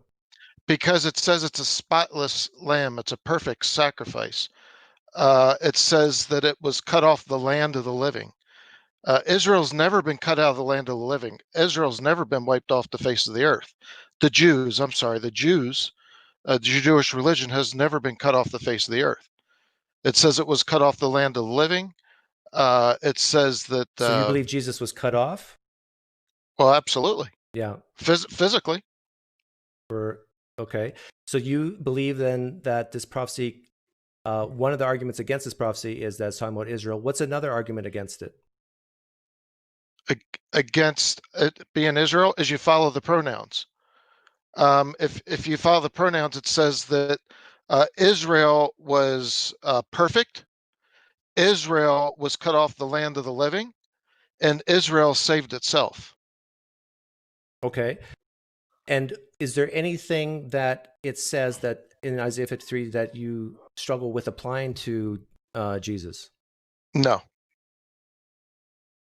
I just lost you. Go ahead. I just had to mute myself because my kids just came home. Yeah, just move that forwards and then shut the door. So when you read things in Isaiah 53 that says that about his seed and that his offspring, and Jesus didn't have kids, you just interpret that in a way to make it fit? No. His offspring, Jesus constantly calls his believers his children. The Bible says that Abraham would have many offspring, not just his physical descendants, but people that believed the same faith that Abraham believed was his offspring. To me, that's totally fits with the genre of the speech of the Bible. Right. But do you think if it would have been more clear about that, then it would have been a better prophecy? Like when it talks about offspring and it says like, and this is not literal offspring, but the Bible says a lot in very short space. If you were given, if you had to extrapolate detail and everything, instead of carrying around one Bible in your hand, you would have to be carrying around many, many, many Bibles. Have you read the Bible? Yes, of course. I was a Christian for 30 years, but I'm hearing you admit that the Bible is Isaiah 53 might not be as detailed as it could be. You're talking about one prophecy. There's lots of prophecies. There's lots of stories. Right. And for back, to write everything with more detail, you would be talking about the book of Isaiah would be 100 times its size. But wouldn't it have been better if Isaiah 53, when it talks about the being pierced and so forth, that it would actually have said that a man named Pilate, a ruler, will kill Jesus on behest of the Jews, and it would be done on a cross? If that's possible, then somebody named Pilate probably would have read it and may not have even participated in it. What do you mean? I mean, you're talking about what ifs. I know, but what I'm saying is, wouldn't that have been a better prophecy than what we have now? You can decide that. To me, it's sufficient. No, I didn't. Isaiah 53 to you could still be sufficient. I'm asking you, if Isaiah 53 said that Pilate killed Jesus on a cross, would that be sufficient but better than what you have now?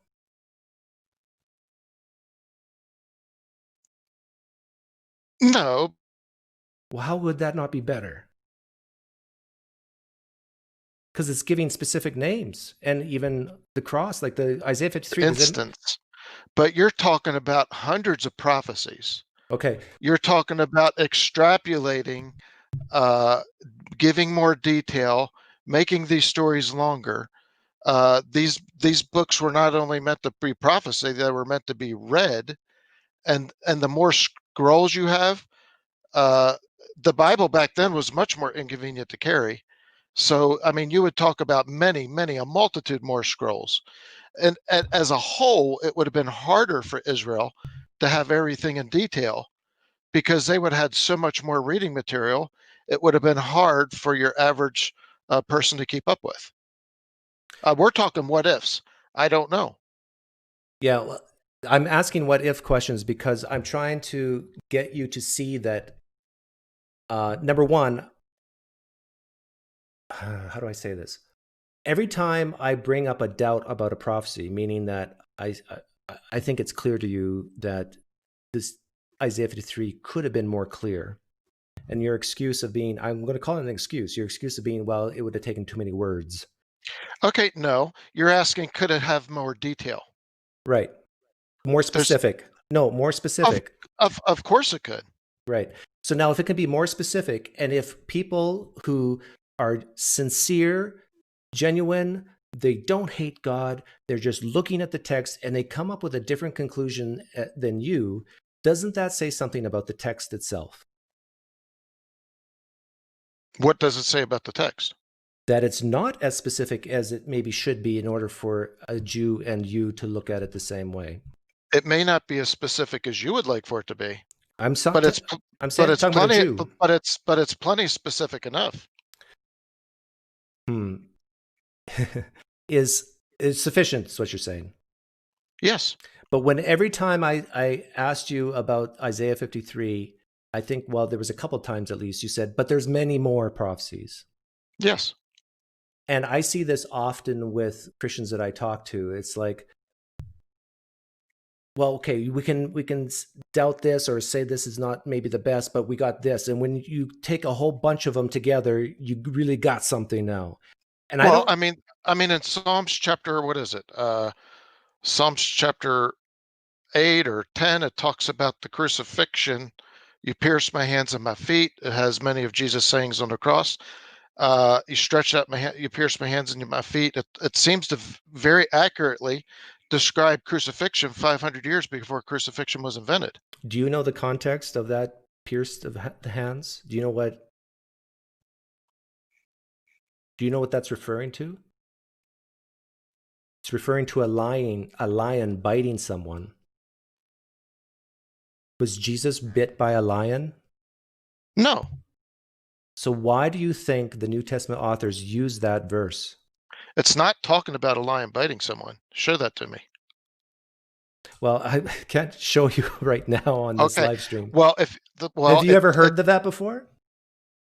No, but I've read it many times. If I'm right that that's the context of the psalmist talking about an animal biting them, a lion, I believe it is.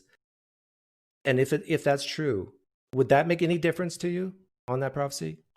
No, like I said, it would be one tiny piece out of a huge puzzle that falls out. Right. And this is the problem, is because everything that we will talk about, if we could probably talk for hours like this, and you'll say the same thing, but this is just one tiny piece in a whole.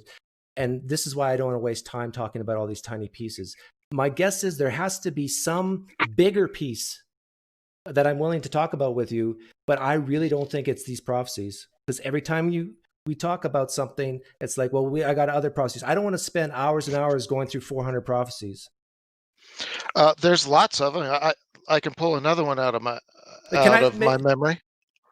Let's get off the Bible. Let's get off of prophecies. That sounds like what you would like to do. Well, let me just ask you, have you seen a demon? Yes or no? No. Have you seen an angel? No. Have you seen a miracle? Yes. Describe the biggest, best miracle you've ever seen.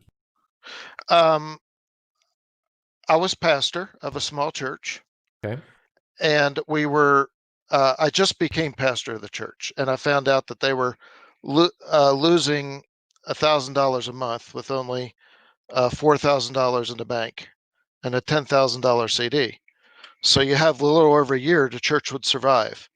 Well, after a period of time, they were losing, instead of $1,000, about $750 a month. And this was my first church, and I said, God, I don't know why you let me pastor this thing if it's just going to fall apart financially. To make a long story short, I wasn't wanting to be the pastor of the church. I felt God leading me to do it. So I said, God, really short, we need a miracle. We need $750 a month extra to meet our budget, or in a few more months, we're just going to keep getting closer and closer to zero. And the money in the bank was getting lower and lower. I got off my knees, and the next day somebody came, knocked on the door, and they said, we have a small Christian school. We lost our building, and we wanted to know if we could use your basement as a Christian school.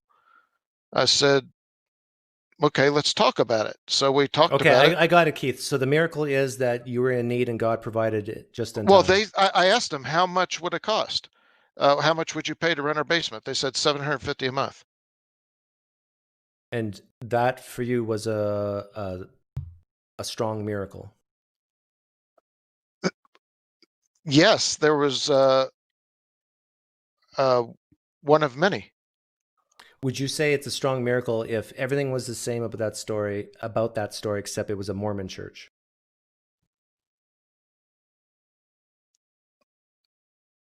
I don't know. I've never been in a part of a Mormon church.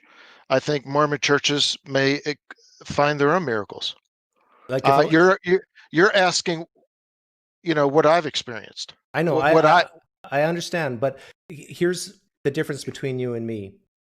And sounds like you're an older man. I don't know how old you are, but I'm 51 years old. Okay, so you're 2 years older than I am, so we can talk honestly together, and we're not going to offend each other. But in my opinion, that's a horrible miracle.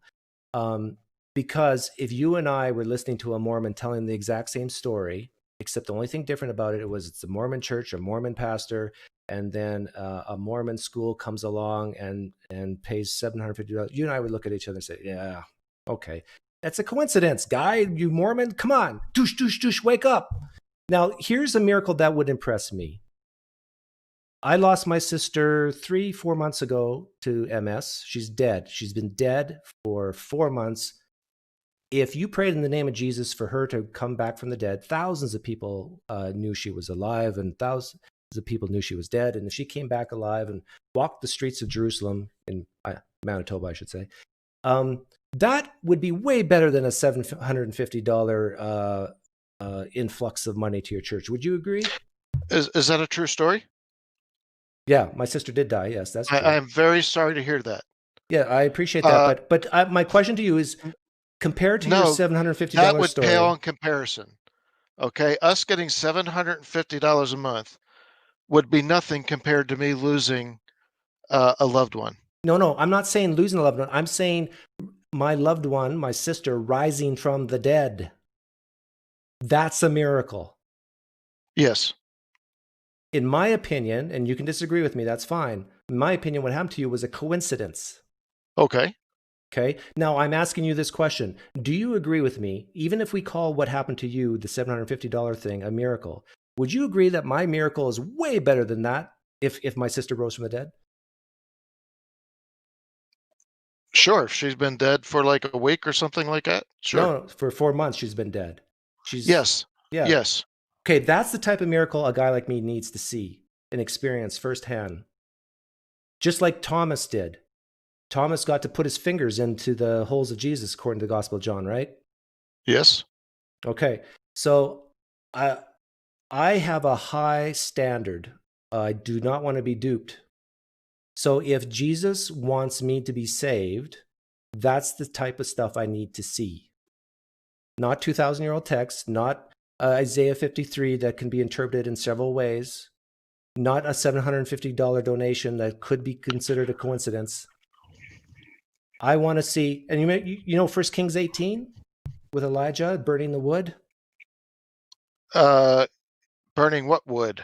Remember had the people worshiping Baal, and they got it burnt the sacrifice. Yeah, they and it licked up the water that was in the trench. Yeah, but they poured water over the wood, and then Elijah, yes. And Elijah prayed to Yahweh. I was thinking of water, fire coming down on dry wood. Go ahead. I'm sorry. So Keith, if I tell you, my confidence in your God would go sky high, and probably, surely enough to believe that your God is real. If this is a Kleenex, if I soak it in the water right now, and you pray in the name of Jesus, just like Elijah did, wood, water, the name of Jesus, light on fire right in front of my eyes right now, that would be a miracle in my mind, and that would raise my confidence. But how would you prove that to other generations? How would you prove that to somebody that didn't know your sister and you're just talking to them over YouTube? Easy. You could do it every year, every 5 years. It doesn't have to be repeatable in the sense that it becomes a non-miracle, but you could repeat a miracle like that to people all across the world, so that and you could say, okay, on this date, this is what's going to happen. God could say this. God using his well, followers. In the Bible, Jesus raised Lazarus. You probably don't believe it ever happened. You probably believe it's a fairy tale. Correct. But in the Bible, Jesus raised Lazarus. Right. And people hated it even more. No, you're wrong. Hard-hearted Jews changed their mind because of the miracle they saw. I just played Greg Koukl just an hour ago talking about this. Yes, but even harder-hearted Jews crucified Jesus a week later. Well, yes, and I don't know if these are the same Jews that saw it, but if that miracle did happen, and if those people, and if the Gospel of John is correct, then the reason Jesus did that miracle was that for some of them to repent and follow him. Yes, and then it says afterwards that many of them hated him even more. I'm telling you that if I saw that type of miracle, I would believe. Do you believe me? I believe you. Okay. Why would I have any reason to doubt you? Okay, well then we're good. So until that time, I'll just go on my way. You know, how do you believe that life comes from non-life? Okay, now we're talking into a new topic, which again, I always stay specific on Christianity, because Christianity could be false and a God still could exist that creates life out of non-life. And we agreed on that. Now, I understand that many Christians, when things are picked apart they go, well, how does life come from non-life? How do you explain objective morality? Contingency argument, ontological argument. It's like all these things start pounding your brain at the same time. And we could spend hours talking about each one, but I don't want to. And I've thought about all these things already. And so as a favor to me, though, I just told you a marker that would change my mind. Yes. What's your marker that would change your mind and that you would leave Christianity? I see many things pointing to Christianity. That's not what I asked you. Yeah, well, there's not one thing. If I have a 20-legged stool and you knock out one leg, you still got 19 legs. How many legs would have to be knocked out? If you knock out 5 legs, you still got 15 legs holding it up. I don't see would you need 10 legs knocked out? I would. What's that? Would you need 10 legs knocked out on a 20-leg stool before you leave Christianity?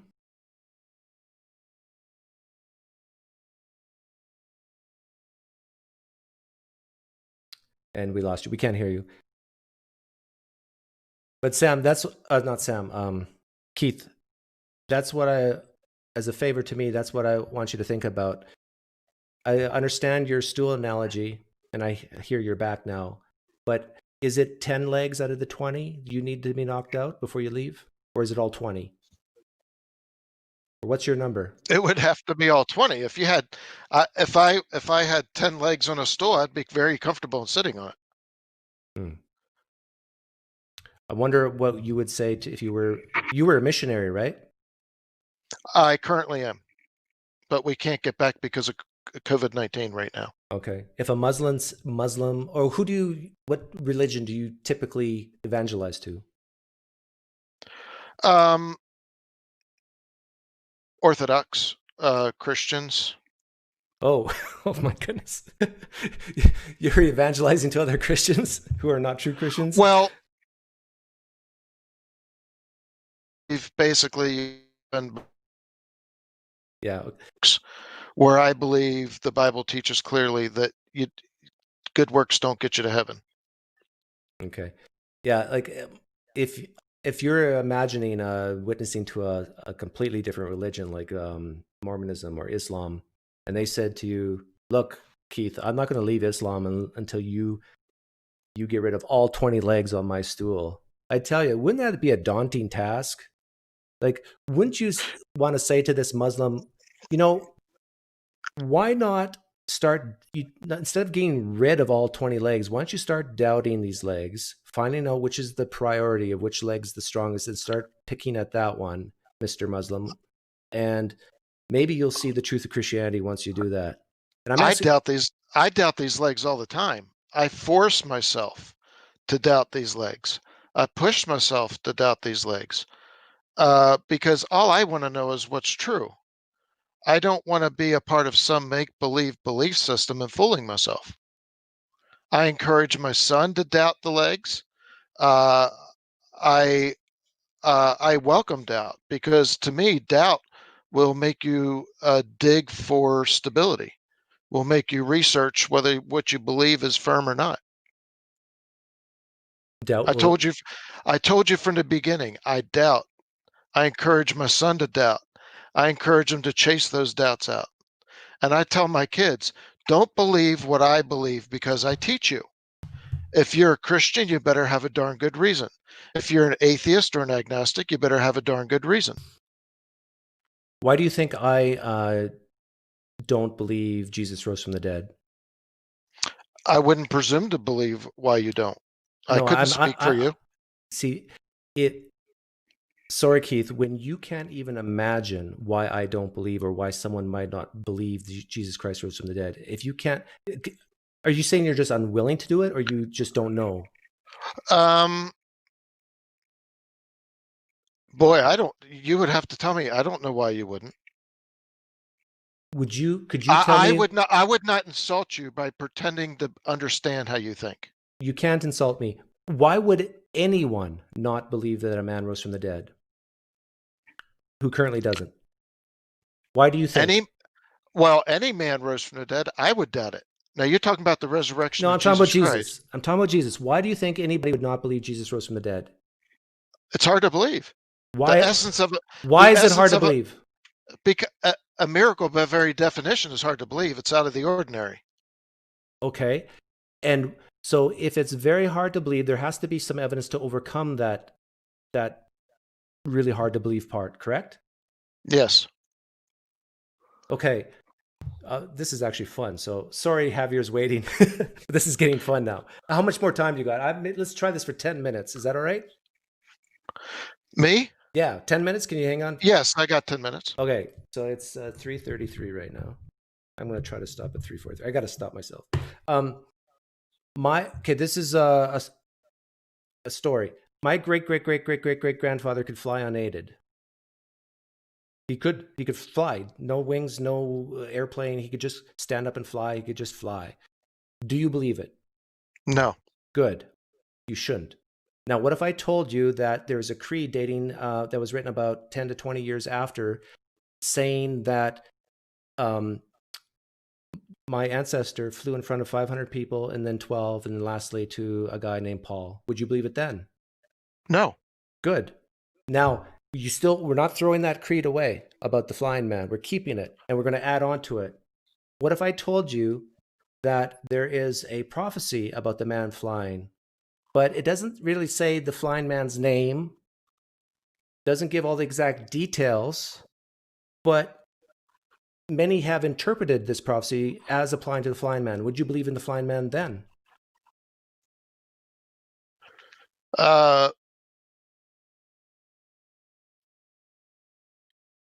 There was a prophecy? Yeah, there was a prophecy that the man would fly. No, I wouldn't. You wouldn't? Okay. No. So we have a creed, you wouldn't believe it, and then we add to the creed of a prophecy, and you wouldn't. What if there was 399 more prophecies, but again, there was people who interpreted these prophecies differently. They were not detailed because it would take too many books to write about the flying man prophecies. Would you believe it then?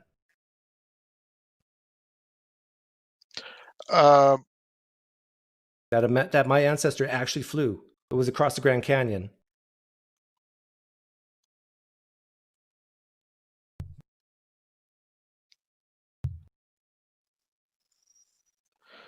Would there be any residual results showing that he did? We're going to do this one at a time. Right now, I'm talking about prophecies. Would you believe it based on? No. Oh, okay. So the creed, you wouldn't believe in the flying man. 400 prophecies, you wouldn't believe in the flying man. Okay. What if I told you that there were 4 diaries written about the flying man, written decades after the flying man flew, talking about the life of the flying man, that he flew across the Grand Canyon, that he had 12 friends that followed him around.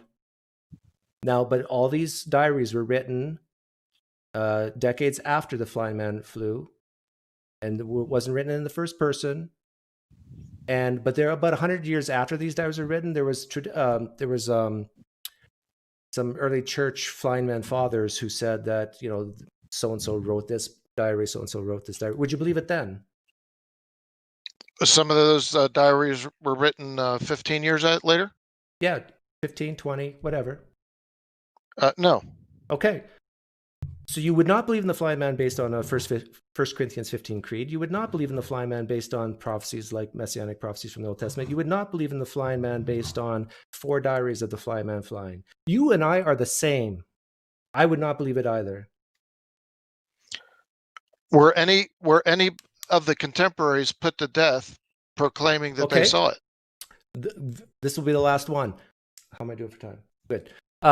So the flying man flew, and then he had followers, and it's reported that many of his followers died as martyrs. But most of those reports are recorded 100 years or so after the flying man flew, and it's right along texts that talk about some really other crazy stuff in other gospels that didn't make it into the canon of the flying man.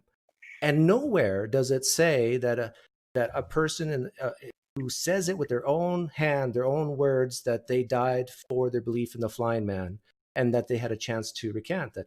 Hey, I recanted and I lived. No, it never said that. Would you believe in the flying man then? What was the purpose of of this person flying? What was the purpose?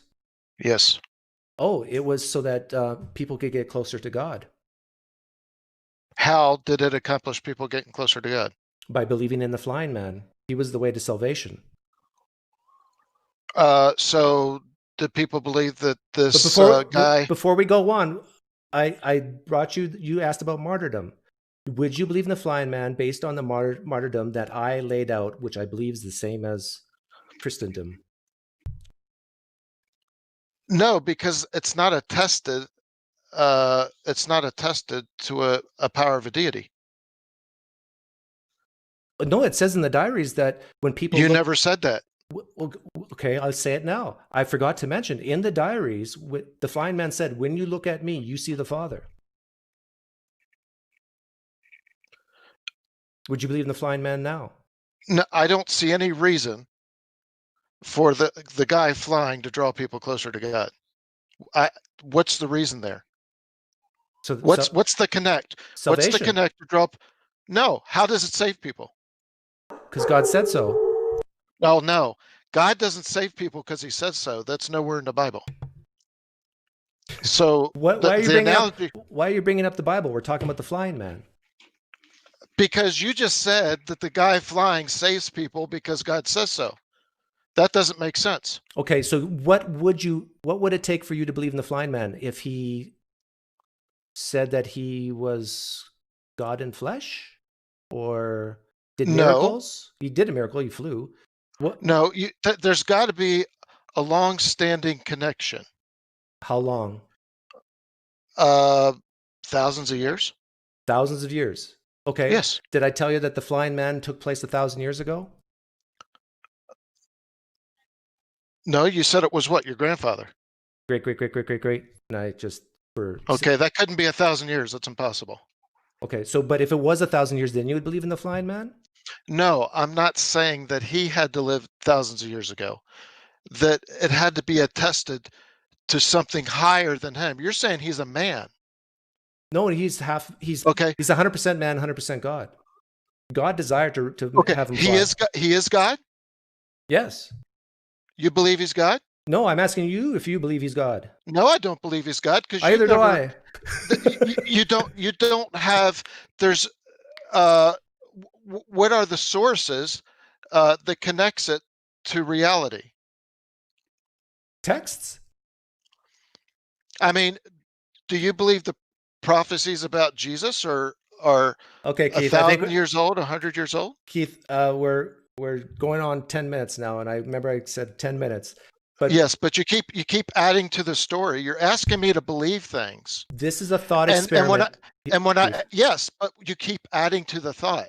My point is, I'm doing that on purpose because I'm showing you, I'm demonstrating to you that if we take, instead of Jesus, and we make it a flying man, and one at a time layer on all those pieces that you talked about, one at a time, you kept on, and I was proud of you because you're the same as me. You said, no, I would not believe it. No, I would not believe it because of the creed. No, wouldn't believe it on 4 prophecies. Wouldn't believe it based on the martyrdom. Wouldn't believe it based on the 4 diaries. And you and I are the same. But when you make the flying man Jesus, all of a sudden you believe it. Sorry, I shouldn't put it that way. But no, what was the connection of the flying guy to the need for salvation? See, now you're going to pick apart and trying to make it different. Jesus is different than the flying man. But I'm just going to say that the flying man has his own salvation pathway, just like Jesus did. Jesus was through the atoning on the cross. For the flying man, it was the belief in that he flew. God is God. He can set up his own rules. But anyhow, it's been 10 minutes. Jesus doesn't stand by himself. You cannot have Christianity unless you have a God. And God begins to, how can you have the universe come out of nothing? How can you, Dean Kenyon, he wrote a book called Biological Predestination to prove that language can be included in DNA, be put there by a non-intelligent source. Hey, Keith, you look at what you're doing now, as I've seen over many, many years of my life, is that towards the end of the conversation, you're taking a handful of spaghetti and you're throwing it against the wall to see what sticks. It's like I'm playing whack-a-mole here. It's like, well, we got so many other different things, and so much. So and so wrote a book. No, you're just the opposite, because you're asking me to take these stories that you're comparing to our belief in Jesus, Yes. excluding the fact that there are great evidences, or maybe not evidences, but good logic that an intelligent being is likely to exist. Hey, Keith, I appreciate your time. Thanks for coming on. It's been 10 minutes. Thank you. Have a good day. You too. Okay, we got to make this short. Fact that there are. Hey, turn off the YouTube. Yeah. Hey, Javier. Good. I know you. Let me screenshot you in. Oh, okay. I gotta take a breath here. Yeah, I forgot there was a lag between the videos, and I'm sitting here still watching you debating with that guy. Yeah, I think it's probably at times it's 30 seconds. Oh yeah. But hey, great job on that precept the other day. Yeah, I woke up and I saw you had did basically a breakdown of the video, and your subscribers didn't waste no time letting me know that they came from your channel. Oh, really? What kind of bump did you get? Oh man, about 30 something people actually subscribed to the channel. It's pretty good. I'm offended. You subs out there, 30? It's all good. I'm usually talking politics. I talk religion as well, and culture. So you mostly get politics from me, but I do talk religion. Okay. Yeah, I thought you did a great job talking to that precept. What's your background? Former Christian? Yeah. Former radical Christian. Radical Christian. Oh yeah. Pentecostal? No, non-denominational. I was one of those kids that grew up in like a poverty situation. I kind of just went to whatever church that people would send us to. They would come around the neighborhood and pick up kids and take them to church, and fill their heads with all kind of dogmas, and then send them back out into the world. Yeah, so I actually have a criminal history that I did like 5 years locked away, and what'd you do?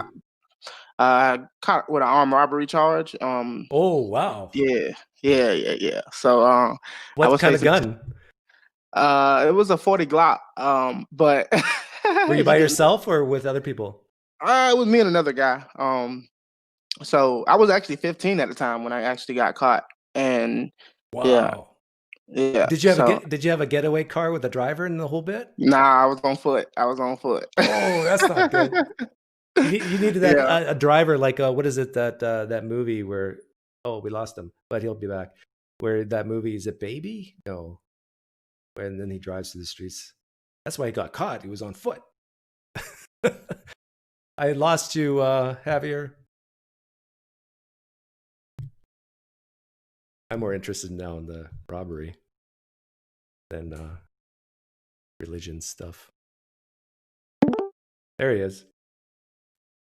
I was just saying that's why you got caught, because you didn't have a getaway car. Yeah. It was probably the best thing that ever happened to me though. Because 5 years, did it 5 years in juvenile. Had a lot of time to read. I read the Bible 4 times, front to back, and I was still pretty radical. By the time I got out, I was the type of guy like, you can't practice magic, you can't be a witch. I was like, we only rep God over here. But I ended up getting into a cult when I got out, and I was like 20 years old, 21 years old, got into a cult. And what's the name of the cult? I really don't even remember. I was only there for like a short period of time. I was like 6 months. And it was like a church, but it was very cult-like. They basically told you who you could date and all that sort of thing? Yeah, arranged marriages, how you could dress, women cleaning the pastor's house, things of that sort. Ooh. And what else they were cleaning? Yeah. He tried to tell me where I could work, and I told him that he couldn't tell me where to work, and he thought that it was a good idea to tell the church I was being disobedient, and he didn't know I was from the streets, so I was ready to take it to him.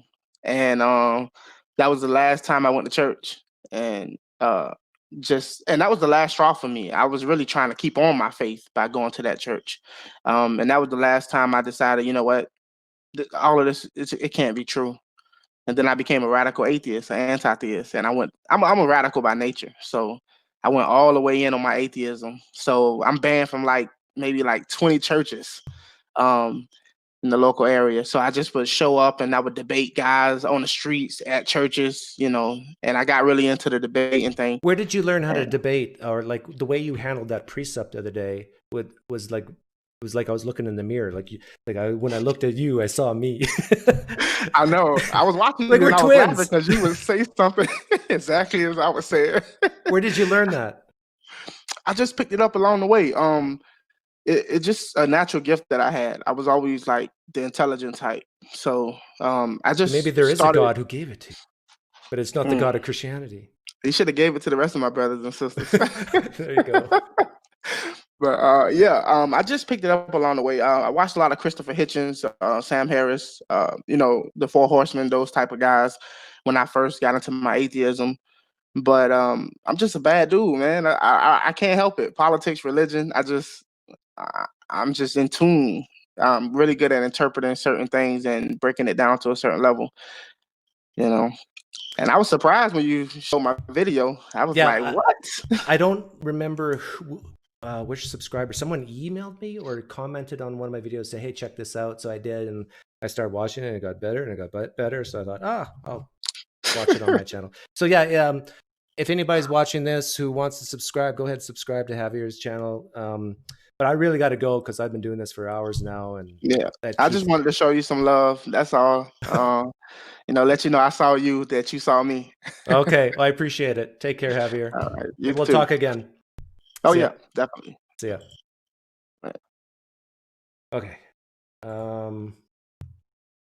There was a big donation that I missed. Thank you, Matt Metro. You and Keith made my month. Here's a few bucks. I appreciate the donation. But there was a NT for $150. But I forget your name. But thank you so much for that donation. What is it? Was the NT the guy's name, or was it the denomination of the money? Someone help me out. Do you remember? How come I can't find it?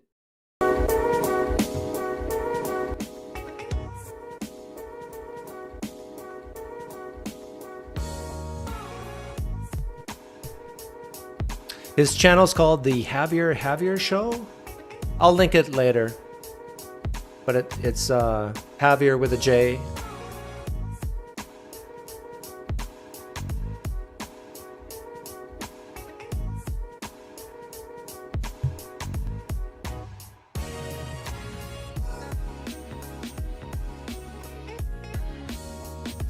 It was 100 DKK. No, there was a different one.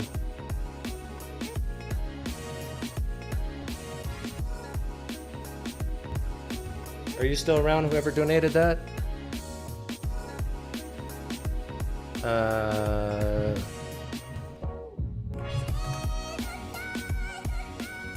It was Taiwan? Could have been Taiwan.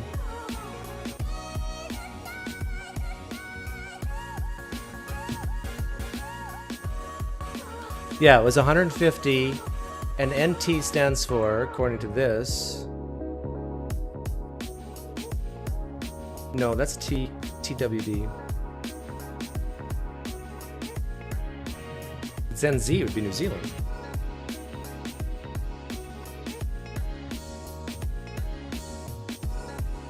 I don't know. You can find past super chats under monetization settings in Studio. Okay.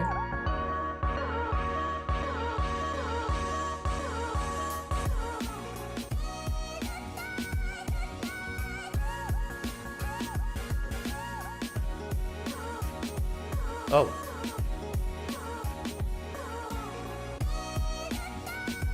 I don't see it. Don't see it, Reed. Oh, here it is. Lewis Decker, thank you for the donation. Lewis Decker, NT 150. Is that Taiwan? No. New Toronto? I don't know. Thanks for hanging out, guys. I need to get a drink of water. Thanks for Keith for hopefully I didn't beat up on him too much. Poof.